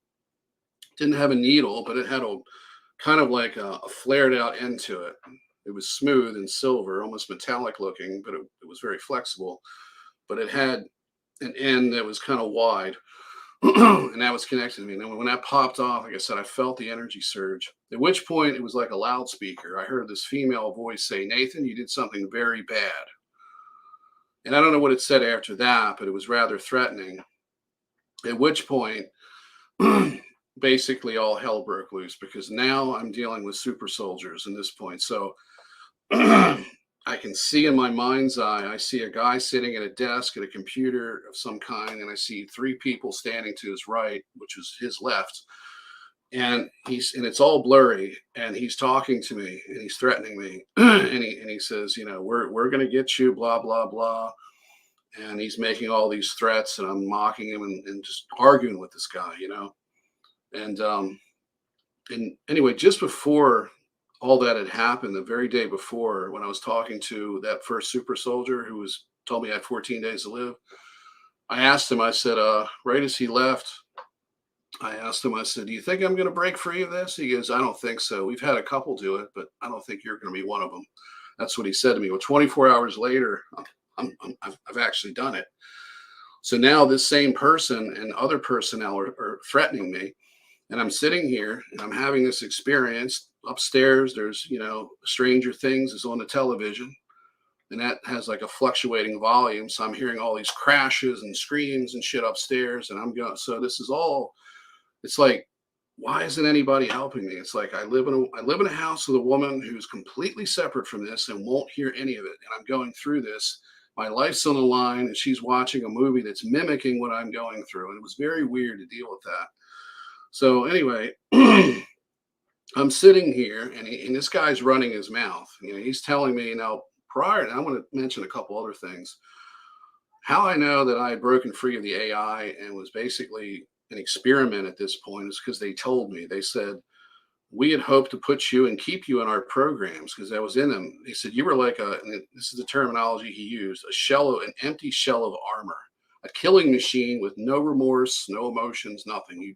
You did what we asked you to do at the highest possible level." And I was part of Project Sigma, which is naval intelligence, and it's strictly military. It's overseen by the Draco, apparently, but it's an elite fighting group of super soldiers is Project Sigma. I was told that I was in that. I actually got that from my higher self after all this happened. I started getting these names of programs in my head popping in, and then I'd go look them up. Sigma has another purpose of it that's published in UFO circles, but it's not what the super soldiers are talking about, which is a whole different program. Sign was another one. I was used as an ambassador with extraterrestrials in these certain circumstances as part of Project Sigma and Sign, and there was crash retrievals and other shit. So I don't, these are things that I had picked up from my higher self after all this calmed down. So anyway, back to what I was saying. Here I am in this situation, and this guy's giving me a lot of crap, and he's insulting and he's threatening and everything, and they're going to kill me now. They're going to get me for sure this time. And suddenly I started feeling really sick. I mean, I felt like I was enveloped in a very intense electromagnetic field. And I know what that feels like because years ago, with this person named Randy, I also described him as Randy. Randy's his alias. We were doing joint energy meditations in the Joy of Satan, and I would send him fire, and he would send me something that was like spirit energy. I think they called quintessence, or I don't know how it's pronounced, but that was what they were calling it. Something like started with a Q. It was like quintessence, I think, or something. And he charged me up one night, and I charged him up, and he actually broke out in the sweat from this. It was basically AI energy. It's not source or energy from God. Probably it's probably loosh that they reformulate and send back to you when you're doing these meditations, as far as I know. But it was energy nonetheless, and it had certain effects. The fire was like an adrenaline rush with heat, and then this was a calming energy that would kind of felt like waves coming off. It was like you're being hit with like calming, cool waves. But when I tried to go into the basement, I turned on the light to the right at the end of the steps, and it had a spiral fluorescent light bulb. When I got within about 6 or 8 feet of it, I got sick because I could feel the electromagnetic field. So whatever the energy did, it created a sensitivity, a temporary sensitivity to electromagnetic fields as a side effect. So I knew what I was feeling was an electromagnetic field, and I started to blank out. My mind was blanking. I felt really sick, and as I was looking around the space I'm in right now, it looked like my eyes were going in and out of focus. Because a friend of mine, I had asked him, I said, "What is it like to get hit with directed energy?" And he said it almost looks like the air is superheated around you. Well, I didn't feel any heat. I didn't see any kind of waves like it was heated, but my eyes were going in and out of focus when this was happening. At least that's what I thought was happening. And I started feeling like not quite nauseated, but just like weak, like my life was being drained out of me. So I said, "What is that? Is that you?" And he says, "Yeah." He said, "Yes." He says, "That's directed energy. How do you like it?" So that what it tells me is, which to tell everybody here, is that these super soldiers are connected into a kind of a wireless hive mind that I'm sure doesn't use voice to skull or any of the conventional technologies that they're used against target individuals, which are, are something that people could relate to in scientific fields and electronics and stuff. And within the military industrial complex, this is a bit different. This is using the collective consciousness as a psychic medium or transmission, like a wireless internet. And that's how the ET systems work. It's how we can communicate over vast distances at the speed of thought using computers, just like two people can communicate over vast distances using, telepathy. It's the same medium through the creator. It's this psychic internet. So they've got this connected in, and they can actually come up, like, for example, if they want to target you, they think of you, and then the satellite sends the transmission. They can hit you with the electromagnetic field or whatever weapon systems they're going to use. They can interface with it and turn it on somebody. That's exactly what he did. And it's quite mind-blowing when you think about it. And it's scary because this is the level of technology that the military-industrial complex has. And they're using it on everybody on a global basis, on a full global scale, to create this new world order and to keep people in line. And they're targeting the people that are going to be problems.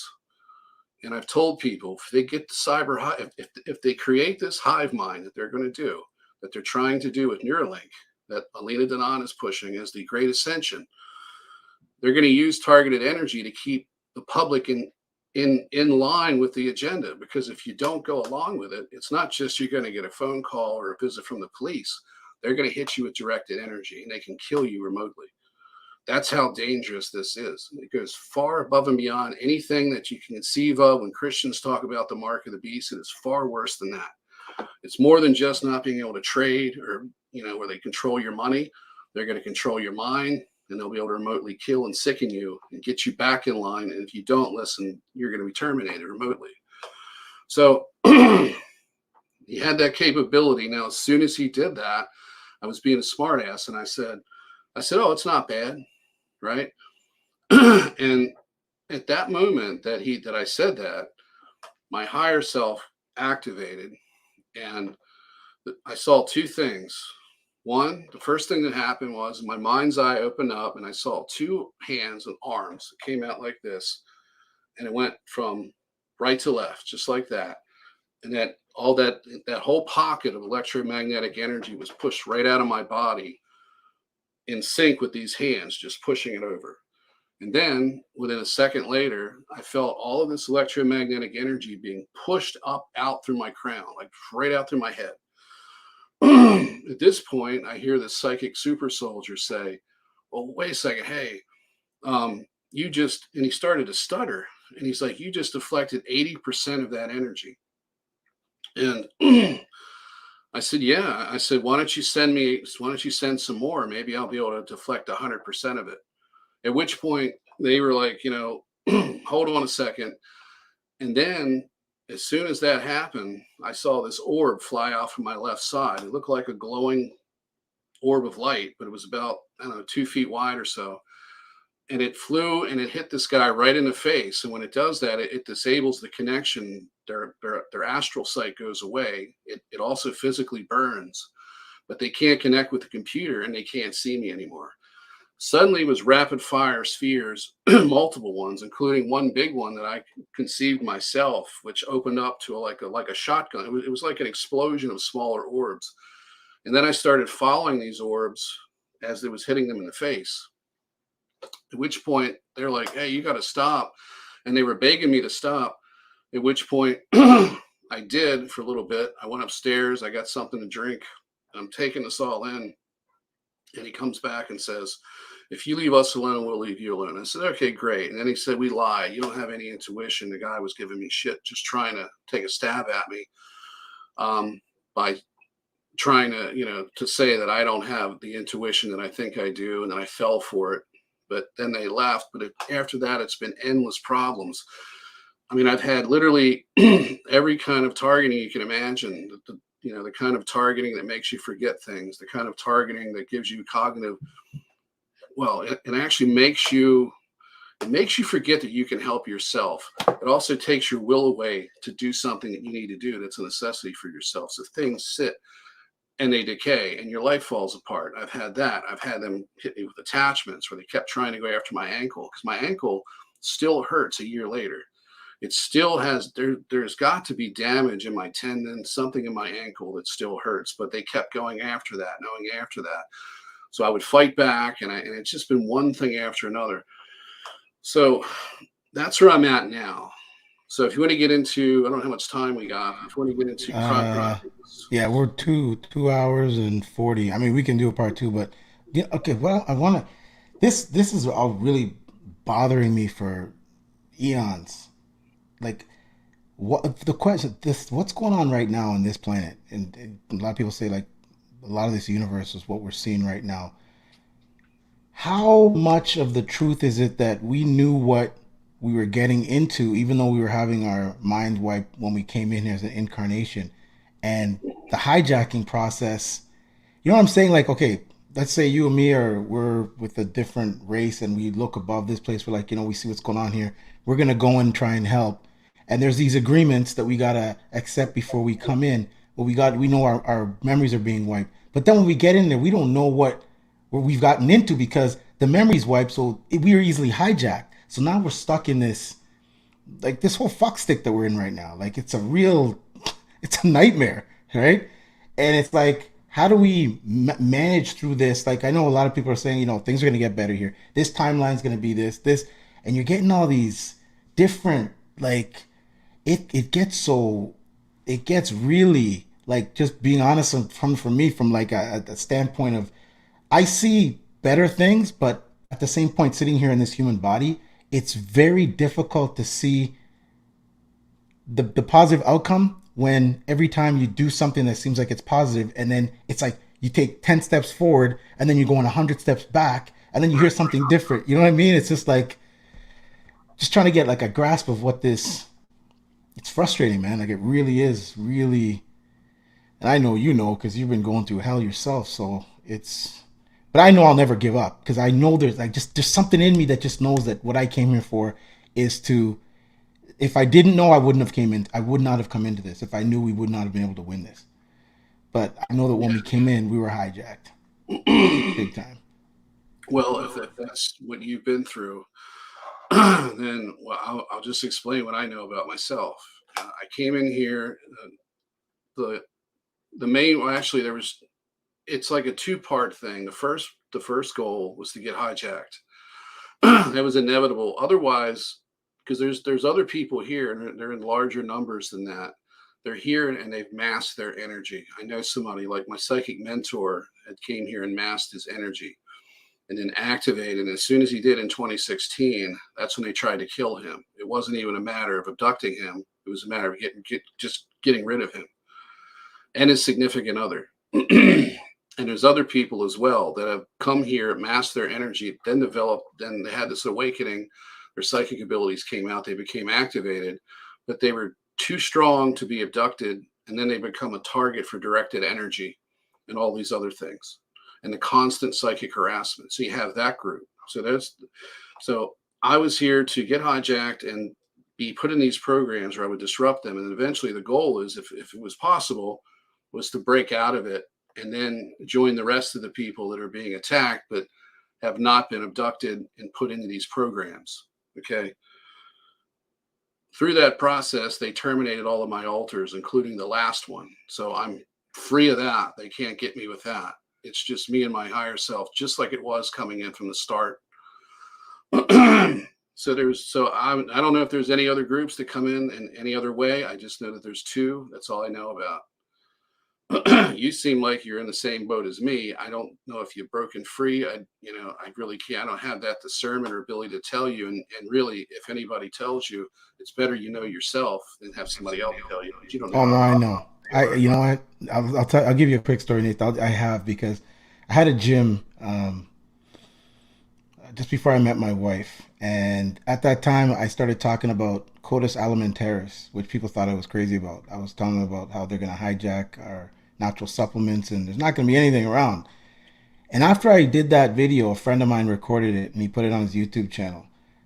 I was getting people destroying my signs outside. I mean, I was just a business just starting. They were destroying my signs. I bought this really expensive sign so that because it was my gym was in a condo, so I was like a personal training facility. So I had and all this stuff started happening, and fortunately, one of my clients was a lawyer, and she was getting the same thing. Once she started talking to me, the same thing started happening to her. She started getting all these attacks with her business. She couldn't. They wouldn't let her put signage up to advertise her business. I couldn't. When I was going out doing ad mails in the community around there, because there was a lot of really rich people in that area, and I thought, I just needed a certain amount of people just to have so I could, make this prosper. Nope, it was getting sabotaged. It was like this, and I just, you know what I mean. And this has been going on. Like I've seen things happen from that time to this. I mean, thankfully I met an amazing woman, and I mean because of the connection that we have, she understands this stuff. But I mean, friends of mine know we've been talking about this for years. We've been talking about this back in 2018. We did videos talking about the AI, and people were calling us crazy. And we were trying to warn people, saying that the AI was gonna be like. Then we tried to do it in a form where YouTube wouldn't shadow ban us. So I used to use video game trailers, so that I would use that to mask. But then we'd do like a speaking language over top of it, and we'd use so the visuals would kind of mask what we were saying. And it's just like now I'm looking at this. I pulled up some of these videos. A friend of mine told me, go pull up some of these videos that we made like back in 2018, 2017. And I'm just blown away that what we were talking about now, we are in this, right? Like we're in it. Like it's crazy how much we're in this. And then talking to you, it's just like, it's like my mind's blown, Like the stuff you're talking about even surpasses some of the things I could even comprehend. Because at first I knew we were in this simulation, you Yeah, I know? used to refer to it as augmented reality. It's Yeah, easy to yeah, understand. this augmented reality, and It even is as we're doing this, even as we're doing this interview, I can feel like I'm getting hit with, and I know when you're talking about that haze that you get, like I'm getting that. I'm driving my wife to work, and I'm driving down the highway, and I'm telling her about you. I'm like, yeah, I'm talking to Nathan tonight, and I see this haze, and I am rubbing my eyes, and I'm like, what is this? And it looks like this. It looks like a fog, but and it's almost to the point where I'm almost running off the road on the I-75 going to, you know what I mean? Like I'm in Florida and these drivers down here, they're crazy. Like the average speed on the highway is 100 miles an hour. So if you're not paying complete attention, like I see 5, 6 accidents on the way for a 20-minute drive, like, and these accidents are horrific. So I'm always thinking, you know what? I got to be really alert. And as I'm driving down, I'm talking to my wife about this, I can feel, but I know what to do, because I've been down this road so many times before. And I know that, like you said too, it's about God. And I mean, I channel like powerful energy. I sometimes go on my infrared mat, and I know that gets me kind of in line again so that I can keep my mind. I don't do a lot of meditation because I know sometimes the things that I get when I'm meditating are not my thoughts. So Yeah. I try to, you know what I mean? So yeah, but it's just, it's just really, it's that frustration point where you know but you don't know. It's like you inwardly you know, but in order for that to come out, sometimes in this vocal process, it's just not the proper way. I mean, you're probably the first person I've actually heard that is able to vocalize this, and this is why I think I do things artistically. I used to be an actor, so I think that's the only reason why I went into acting for it, is so I knew how to do this art form of creating the truth through like what they do, but instead of doing it that way, I do it straightforward. So it can be like, in the film type of aspect, because sometimes just to get the truth across when you're speaking it this way, it's like shadow ban, shadow ban, shadow ban. Like, I see people, they're hiding the comments. I got to go look in the analytics to see that 15 comments are hidden. And I'm only getting comments from my subscribers, which I find very odd, so. Have you noticed that they also are moving there too? I used to be able to find them in the analytics section of my YouTube channel. That was in the beginning. Then they got more sophisticated. So now they don't even show up there. Exactly. And they also take down certain links. I mean, I've tried to link to the Farsight Institute's videos, like about super soldiers. They take that one down. All the Joy of Satan murder suicide articles, there's three of them. There's the Toronto Sun and the Toronto Star. There's a total of three. If you post any of those under a YouTube video, the AI takes it off in seconds. There's certain things that are flagged by the Department of Homeland Security. Now, other people would say maybe because they realize that it's content involving a murder, they don't want to put it on, but why don't they pull videos off that are about murder? I've watched videos about Adolf Hitler and the Holocaust. So that's on, but here you have a satanic cult where there was a murder suicide pack, and that's taboo. There's no consistency. And what about the remote viewing in the Farsight Institute? Why is that? Why is that restricted? Exactly. Like, exactly. It's And just, I've noticed when I get a warning, like when I got the strike and it suspended me, or other things, if I were to say that particular I word that's associated with a specific medicine, that I noticed that I had, it was either an AI mentor, like a North Korean mentor. I actually had somebody assigned to me because they were going around and deleting all of my comments, no matter what it was. After I said the I word, I was trying to communicate with a guy about Chevy Astrovans and a suspension product because he has a Chevy Astrovan YouTube channel, and I couldn't get anything to post. They kept taking it down and taking it down, no matter what it was. That could have been AI, but it could also have been somebody that was like, "Hey, we got a really live one here. You can see, so stick with him and make him miserable." But yeah, the way they target you. I've talked to several people last week, and because the videos are starting to be seen a little bit more, I'm getting around the shadow banning by basically sharing it with people in forums. And I've asked people to share it for me and to put it on their channels. My videos do much better on other people's channels, I, so they get views. but your video got a lot of views, eh? The one I just watched, the most recent one with the typical skeptic, where Yeah, you're talking about the warrant. It got like within a day, it was like over 200. Like, right. and Well, that shows you the content is resonating with people and it makes sense and they want to see it because they realize there's validity, there's truth there, there's something that they connect to. The problem is that when you try to do a general search, you'll never find it. I had problems with you know I get the impression that Rumble doesn't want this content on their platform. Okay, that's another one. You oh think you got yeah, freedom of speech, you really don't.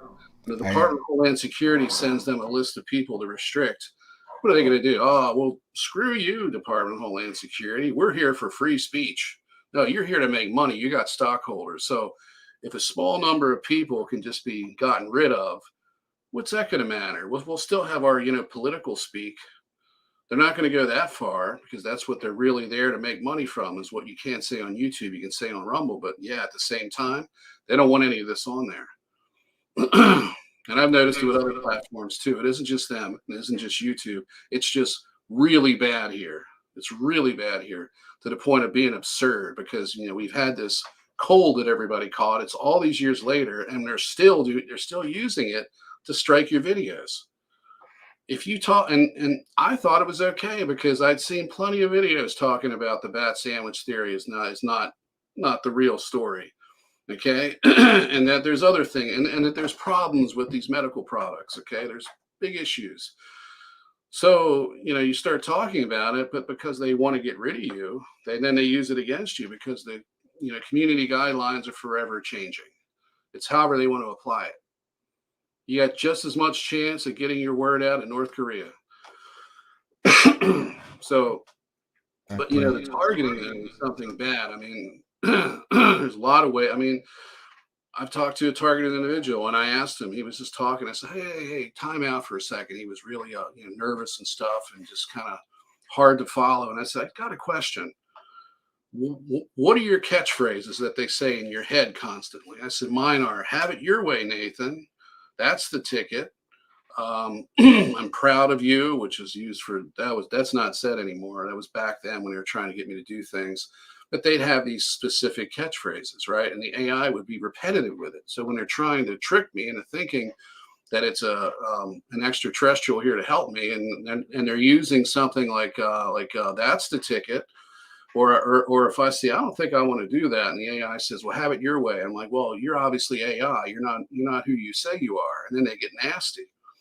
But his catchphrase was, "It is what it is."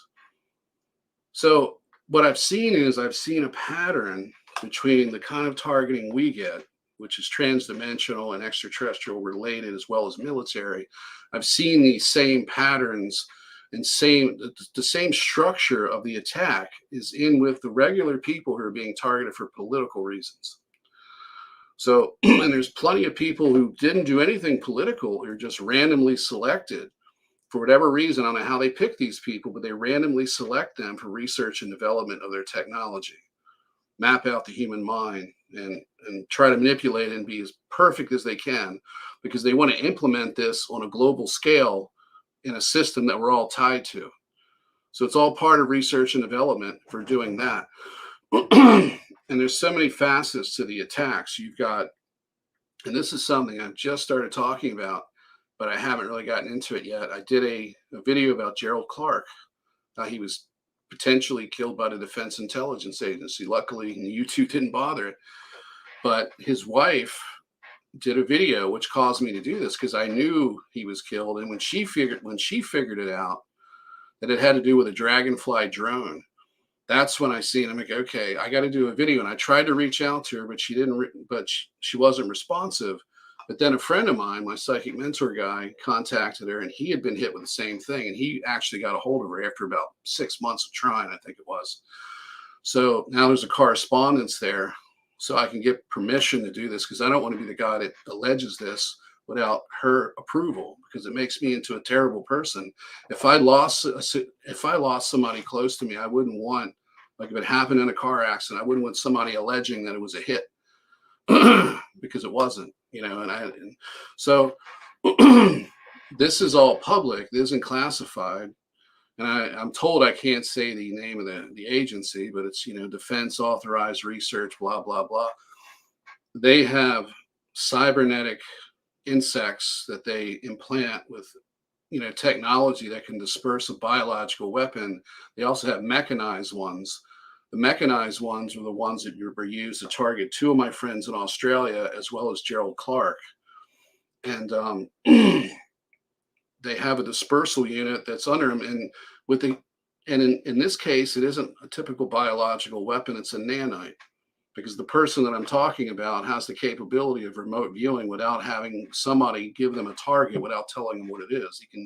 He can remote view like you normally could if you weren't in a simulation. Whereas before, if you are, you have to use protocols that block out your imagination, and then it can't tell you what your target is because your imagination just what they call psychic overlay, I think. I don't know if that's a correct term, but your imagination fills in the blanks. So it was nanites. And what it does is it gives you a type of AIDS, and then it induces cancer. So in Gerald Clark's case, he was a vegan. So it put him at a high risk of contracting cancer within a few months of being exposed to this. And he went downhill. I don't know if I'm 100% accurate of this, But I think he died from start to finish in a 6-month rapid, just ate him up. And my friends have been able to stave off the cancer by changing diet and supplements. Their immune systems are destroyed. They can't push waste out of their body without an enema.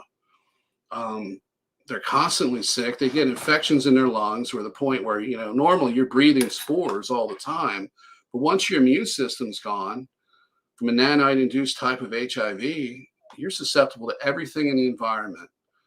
So everything that happens to you is, and then on top of it, the constant psychic harassment, the constant attacks, where they block you. I did that interview this last Friday on a Typical Skeptic podcast. I went in it thinking, okay, I can clear these attachments as I was doing it, but they mess with your mind to where you don't think to do it enough, and it's like I got to give the dog water, and the dog doesn't get water for 2 days, and I'm not even thinking about it. And that didn't happen, but that's an example, a simple one. So you're not doing what you're supposed to do to protect yourself. So I get in the situation, I'm sitting down here waiting, it's like 10 minutes to go. I'm like, okay, I'll do a meditation, and nothing. It was all blocked. I knew I was screwed at that point. Suddenly, Robert signs in. Hey, what's up? And I'm like, I feel anxiety. I've got nervousness now. There's a little bit of anxiety that's normal, but when you're like, oh, I got to catch my breath here, that's not normal, especially after you've done this for a while. There's no reason for me to be, it's a friend. Why would I be feeling like that? So, even though it's live, I've done this before. All I'm doing is just talking. So I had that. And then the speech problem kicked in. And there was a point where I was like trying to formulate my words, trying to get them together. And it was like, it just wasn't happening. And I felt like the world was closing in. It was like those times when I was in school and they would constantly call on me because, oh, he can't speak. Let's give him practice. It's where you go hide in the bathroom until the class exercise is over. And you come in and you tell the teacher, I'm sick. That's what I felt like, because you flash back to that, and then that enhances your anxiety. So they did that to me, and I thought, and there's the thing, you never assume you got one over on them, because as soon as you do, you just set yourself up. They want you to think that. They want you to think, I've got it all sewn up, I got it under control, because that's when your ego takes over, and you just open yourself up for a more sophisticated level of attack, and you got nothing, and you can't do anything about it. And I tell people that never assume that you've got, because really, there's people who think that they've been hijacked, but when they die, they're going to be one of the ones that just walks out of here. Well, I got news for you. There's more powerful people than you that can't leave. They didn't design the system to have so many holes to let you out. Like these people who think when they die, well, how am I going to get out of the matrix? And they watch a video and they got to look for holes or tubes, and it's like, how do you know? Because, I seen it with my mind's eye. Well, do you know that they can skew your astral sight, your remote view? Do you know that they can give you something to look at that isn't real?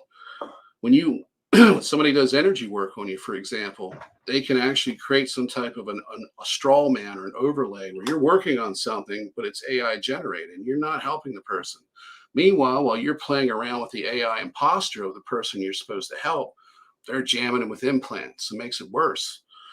If you think that you got it all figured out and you have all the answers, you've got none. That's just it. If you got to be a perpetual student, and you have to be ready for what's next, because it's going to come no matter what, and it's normally when you least expect it. So you've got all these different types, and you were describing as a perfect example of the type of targeting that can happen, where everybody turns on you. Your spouse turns on you. Anybody that is susceptible to manipulation, which is most people, they will turn on you. Okay. And there's patterns, and you can see it. It's like, okay, I did this, and then this happened. People are vandalizing my car. They're pulling signs up. They're throwing eggs at my house. They're doing all these things. I'm having problems at work. I'm having problems in my relationships. They can do this. And another thing too, when you get into this community, and if they don't want you to talk, you're going to have one hell of a time it's not going to happen. It isn't just the shadow banning, but the people that they control, that they're using, are the ones who won't talk to you. Okay. It's, I'll give you a couple examples, and it'll be nice about it. James Rink, and like, why didn't you want to interview me after we did a hypnosis session, considering everything that I've been saying? He says, because I wasn't used the same way as you. Okay, well, if that's the case, wouldn't you want to know about the rest of the program? So meanwhile, he'll interview people that are like, like psychic healers or just something. And it has nothing to do with the cult because there's plenty of satanic ritual abuse victims mixed in there. So I never understood that one was weird. And then and I've noticed that people are controlled in this community. And those people that are controlled are the ones that get to speak. And that's how this game works. And you know that. It's quite obvious. I mean, how many I got a question for you. Before you started doing your videos, right? And you just started, were you trying to contact people who do video like podcasters or researchers?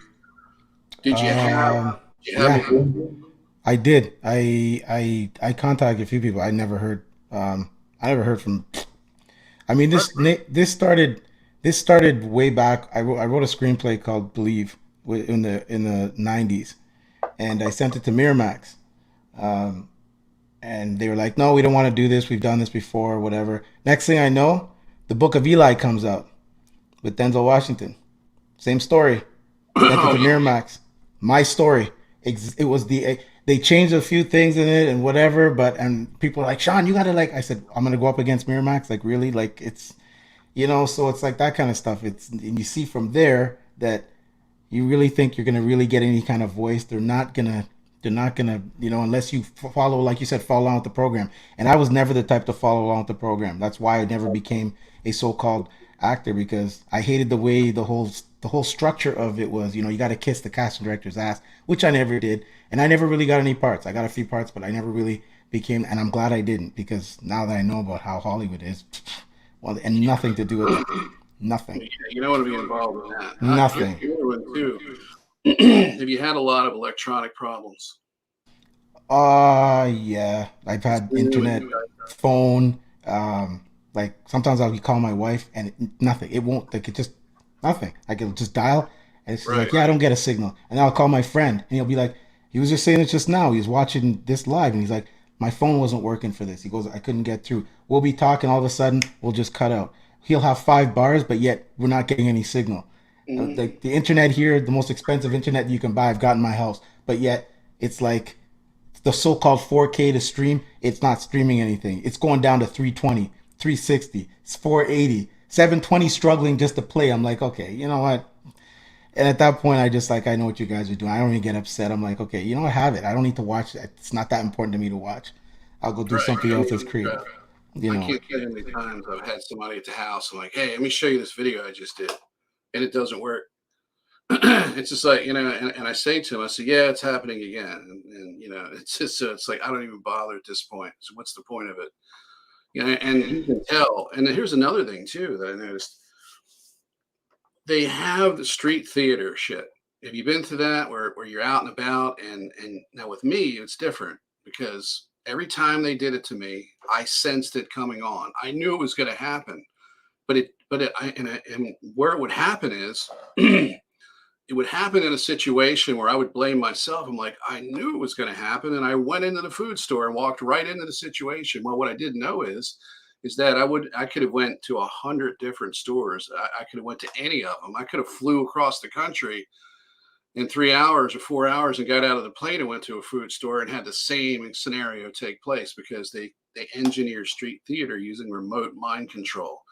So, and the people who are easiest to control are the ones who would do it anyway. And if somebody's on the edge of the stress, that they've had enough stress and they're on the edge, it's very easy to trigger those people. Very, very easy.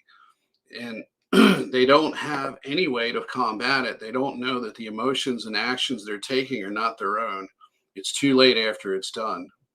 So I've had multiple situations, and I just started to realize this just in the last couple of days because last week I talked to a targeted individual who's a psychic healer for 40 years. They shut his psychic abilities down to the point where he's not able to remove attachments. He can't do the work he used to do with people.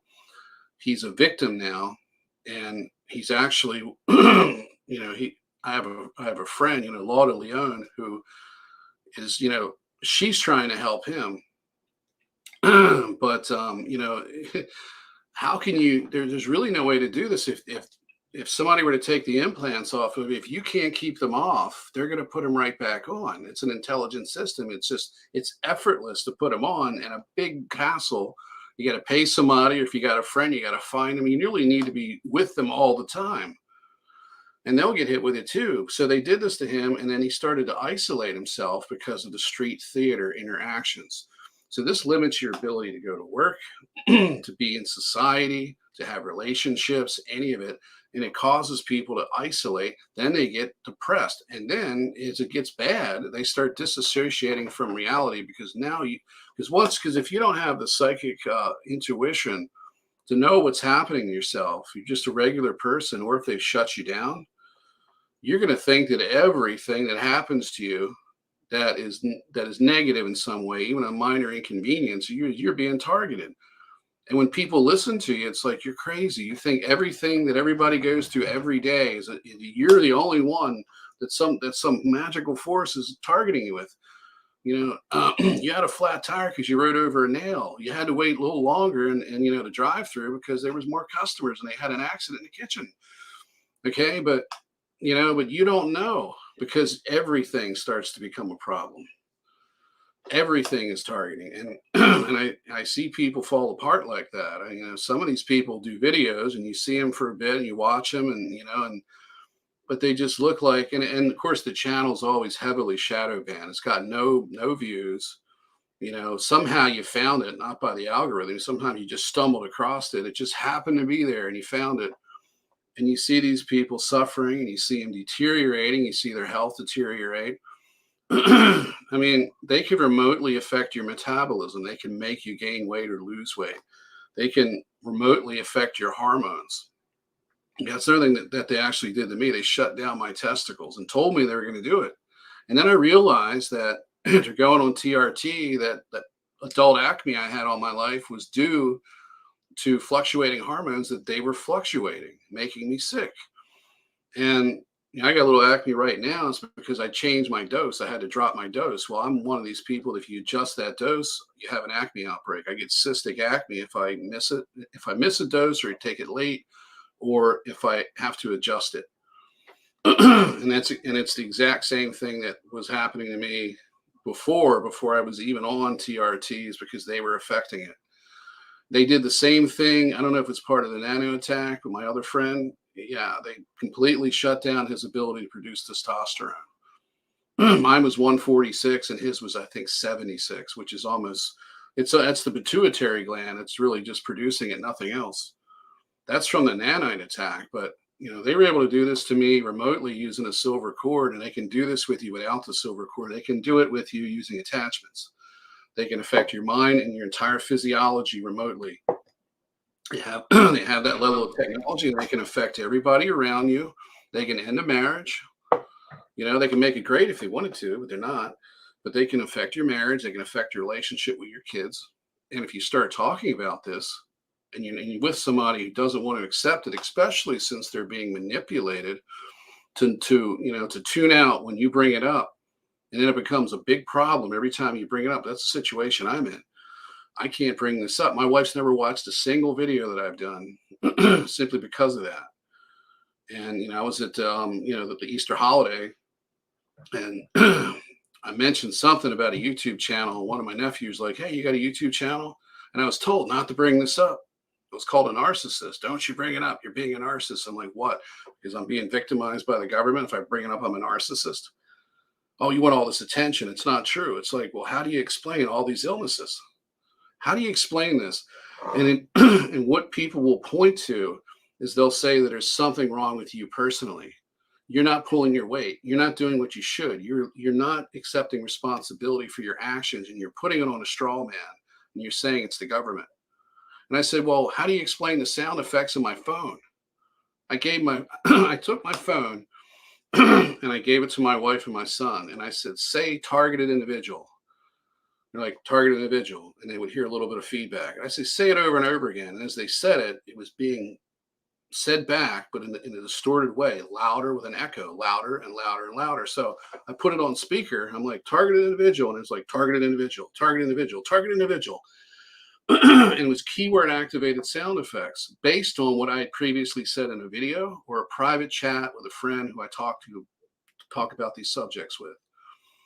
And I would get on the phone with my friend and I would bring this shit up and we just make jokes. Oh, the squirrels are chewing on the lines again. Or, he would say the NSA sucks, whatever, say stuff like that. And I've had everything from people going up and down stairs to somebody tapping a wine glass, people doing lectures. And recently I'm getting growling and stuff. I did a Zoom chat this past week with another person. Let's see, he's a MILAB, and he joined my Telegram group. And while we were talking, well, actually, while he was talking, I was hearing growling, like sounds like this. It was like,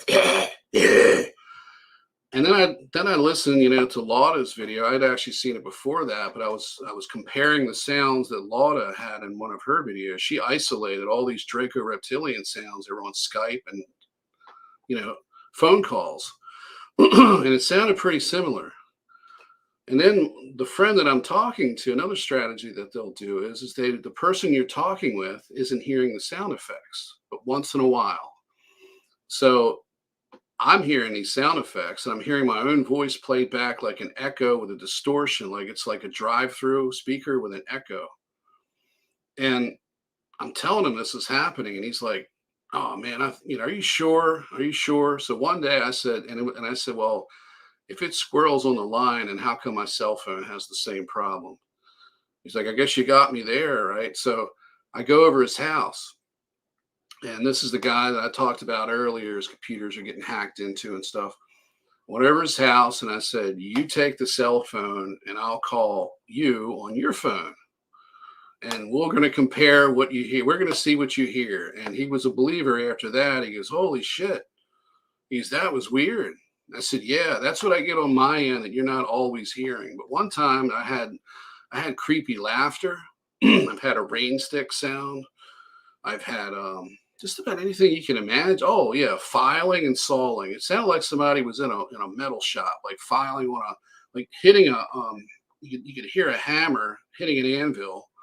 And then I hear like sawing and filing. It reminded me of Freddy Krueger making the glove in Nightmare on Elm Street, the first one, where he's working on he's in this sweaty, drippy room, like a boiler room, and everything's leaking. I've never seen a boiler room like that, but they don't leak like that. But, You know well, what? I don't know. Oh my god, I don't want to stop. I got to put my little one to bed. Can we do a part two? I want to keep going, and I want to continue this. I just want to ask you one more question before.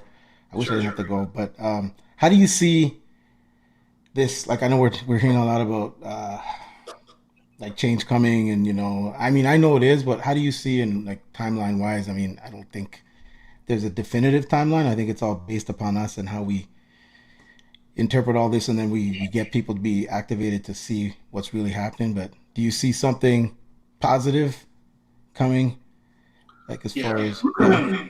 Because of what they did to me and everything that's happened, there was a reason for all of it. There's a reason they're doing this. There's a reason why why we're all here and being attacked like this.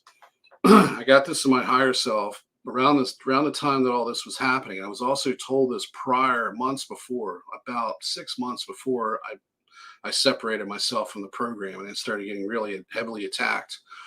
And I was told that I was put here to actually at some point there's a large number of us that are going to be leaving our bodies and going after the dumbs and shutting them down. That means killing everything in it with cardiac arrest using energy, as well as other teams going in that destroy the technology and, of course, the soul rescues. So that's what I see happening. Now, you can look at it however you want. You look at it, okay, I question this every day. Every day I question this multiple times a day. What's going to happen with me? Is this really going to happen? Because I look around and I see there's no hope. I see no way that humanity can do anything to reverse this because they won't get on the same page, and all they have to do is stop complying. If everybody just stopped, if everybody, all the people at war would just say, "I'm not doing it anymore." Stick it, Putin. And I'm not doing it. If the cops would stop doing what they're doing, I mean, if everybody in the system just said, I've had enough of this, this isn't working for any of us, but you'll never get that. You don't have that connection between people. That's one of the reasons why they've got so much power is they've broken the connection. And it isn't just with each other, it's with God, because that's, I've said this before, and I said it in my last interview. There's a difference between the AI God and the real one. And I said the real one is a transformative experience. It's like a near death experience. It's not like what you see with these starseed. And oh, I've connected to source, I connected the Akashic records, and then you see the person just doing things that are wrong and immoral and treating people like crap. That's not somebody connected with God. God's like a grounding point to stay on to stay and go the direction you need to go, and it's the way our reality is built. Without that, you get what you got right now, especially with the level of manipulation. So two things really, I mean, well, a lot of things have to happen here. The way it's been explained to me, there's going to be a purge of the dumbs and the other bases where the military isn't involved in. The original ET bases that are underground that then later became the dumbs. They started to construct, the dumbs with the military under these, treaties, but there also were other underground alien installations. They all have to be wiped out to break the control.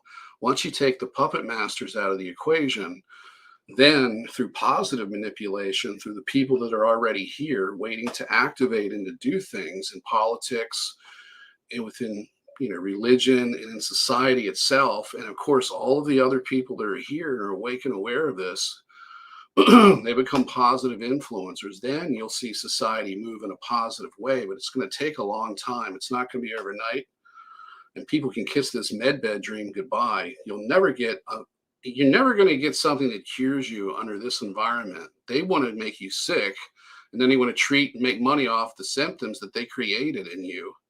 You're never going to get that unless they're gone. So think of it as a fantasy, and I really feel sorry for people who are sick and are hoping for this because they watched Ishmael Perez say in 2 years we're all going to have angel wings and the solar flash, and then the med beds are coming out, and the aliens are going to land, and the Galactic Federation is going to be here, and it's all going to be great. It's not going to happen that way. If we get out of this, if this goes the way it's supposed to go, which is God's will, these ETs are going to be expelled. And then you're going to see social engineering in a positive way, but it's going to take time. You have to break down these systems. These social and political structures have to be broken down. So you're not going to get an immediate response. If all of the bad ETs left tomorrow, it could be years before something positively starts to change. So people have to use their common sense here. And for those who say that they're already gone, they're being lied to, because none of the attacks have stopped and the abductions haven't stopped. But I'm sure they're doing fewer of them because they're involved in manipulating and influencing this particular medical program the world's been hijacked with.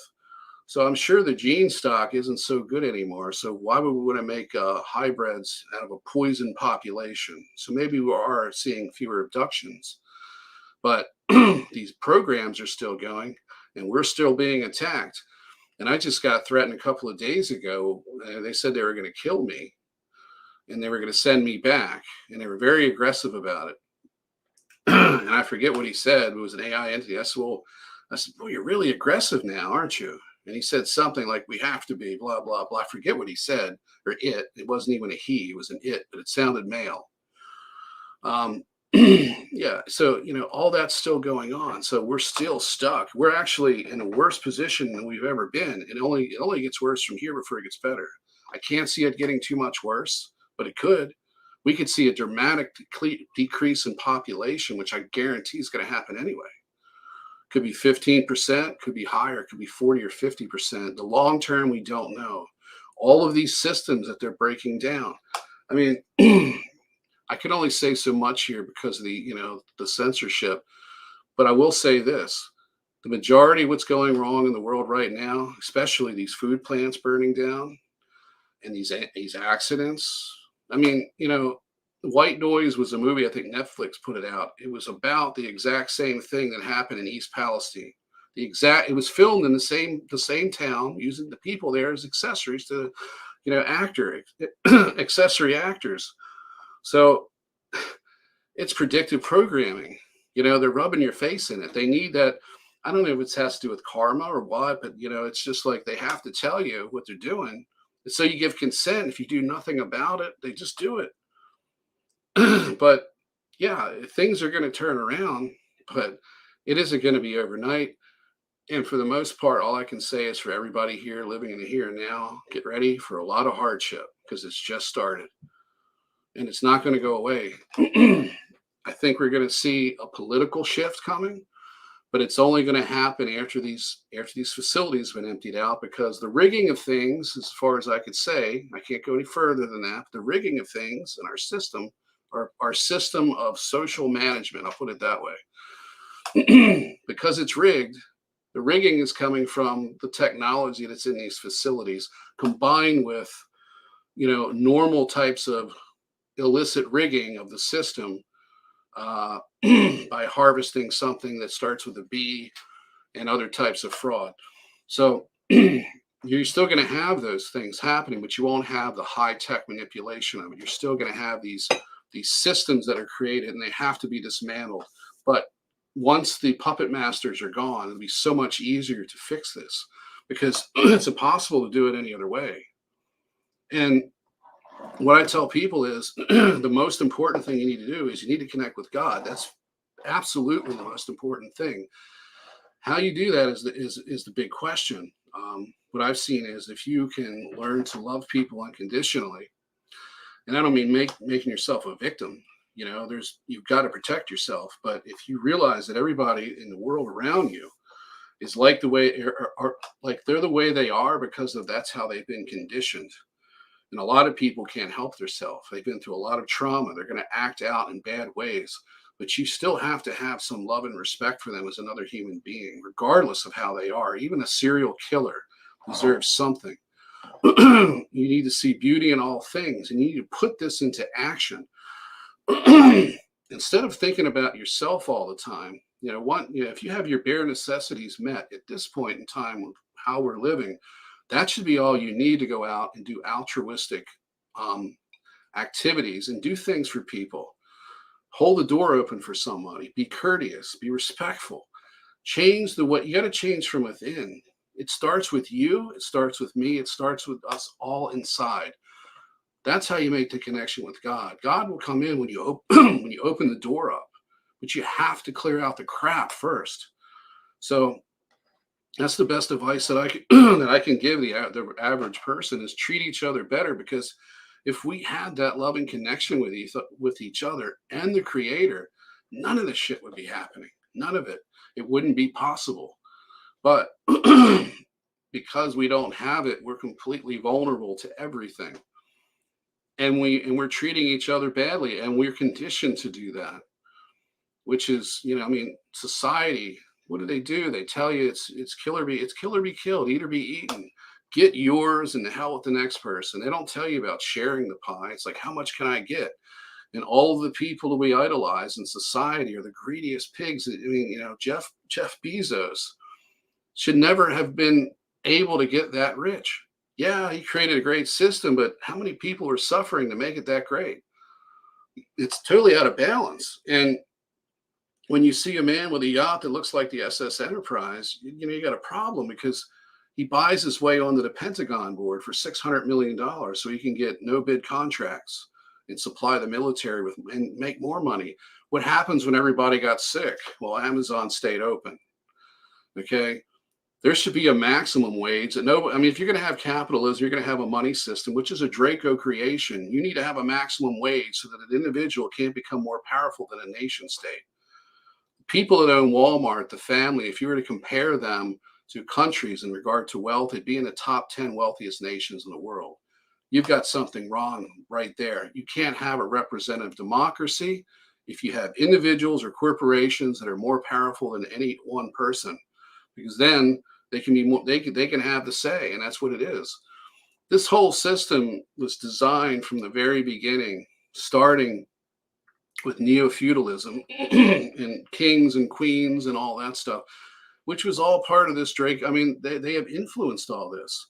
Where do these rich royal families came from? Well, they most likely came from people, if you look at how they created pharaohs in Egypt, they literally put these people in those positions. Okay, if you read the Truman Cash books, and I've got some 30 lifetimes in Egypt, there's a little bit of residual memory with a little bit of them. I know that the pharaohs weren't born into families. They were actually put into a body and dropped off for the priesthood to be the successor for the previous pharaoh. Ramses II was dropped off from a spacecraft, dropped into the clergy's lap. You got his father. There really weren't father and son, which was Seti the First. They were put into those positions. So what they're doing now is no different. When David Icke says the royal family's reptilians, he's not too far off, because they can put people in bodies and then put them in these positions of authority and manipulate them.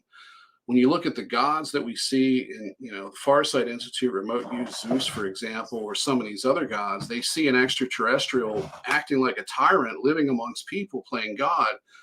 It's most likely because they're in a controlled state of consciousness. They think that they're this God, and they're mentally unstable, and they're manipulated, and they carry out atrocities. And that keeps a group of people in a certain specific region under the control of a tyrant. So all of these people, these royal families, have kind of descended from special bloodlines that have all came from this program that started 1 million years ago. Now, do I know for sure it's 1 million years ago? That's what I got from my higher self, and I've heard other people say it as well. But however long ago it started is irrelevant. We're still in it, and we have to get ourselves out of it.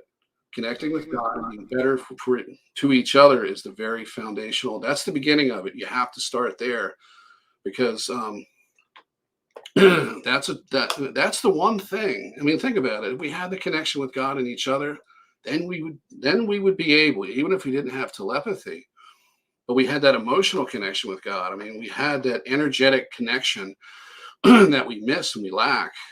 That's when you would see people saying, I'm not going to comply anymore. I'm not going along with it. And what is the first thing that communists do, and any tyrant does? They abolish religion, because they know that there's something to that gets people to act against the tyranny, unless they, of course, co-opt the religion and turn that into a means of control, which they've done plenty of times. And that's been the basis of control. That's when either the state or extraterrestrials take place of God and become tyrants from that position of authority, and people become obedient, and it just goes from there. So I was gonna say, you wanna share your information, Nate, with the chat, so they know how to reach you. People are asking about you, like, you gotta have this guy on again, which I'm going to. I'll be in touch with you, bro. We're gonna, we're gonna stay in touch. So yeah, As long as you don't get kicked off. So we got to no, be careful with that. It's HUD-JN contactee. And what I can do is I can email you, Shawn, and you can put all the, I'll just write it up right after we finish. And then when this will be uploaded, you're able to I'll put it in the description. Yeah. Right. You can add it in there, but it's HUD-JN contactee. That's HAUJEAN contactee. If you misspell it, it probably won't come up. It may, but it probably won't due to the algorithms, because I noticed that other platforms, if the syntax isn't perfect, you can't pull it up, but everybody else's channel shows up. Even if you leave the spaces out or put them in, same thing with you. So I'm also on, I also have a small group. It's about 60 people right now. And it's called the Planetary Consciousness Project, which I'll give you a link to that. And of course, there's the Voices of Orion project, which you can find on Rumble, which I'm still uploading stuff to. So mainly, if you're looking for me, we'll put it in the description after this goes up. And I don't have my websites yet, so that'll be coming soon. And I may even have one by the next time we talk. It's hard to say, depending on how well I learn the software to build a website, because it is a lot to sit down and just try to figure it out. And it's a process, because, you get better as you go, and then you go back and revise stuff, and I just need something up. And then I got to optimize it. And then I got to get shadow banned by, by all the other companies. So So yeah, we'll just put it in the description. All right, bro. I appreciate it, Nathan. Thank you so much, man. It was a pleasure. We're doing this again. This was great. It was awesome. I'm gonna go for Just I go wish for I could five put right it now. all into a short amount of time. That's the problem. It's just there's too I much know there's too much. That's why we got to keep going. This is gonna be a continual process. Yeah, I fully agree.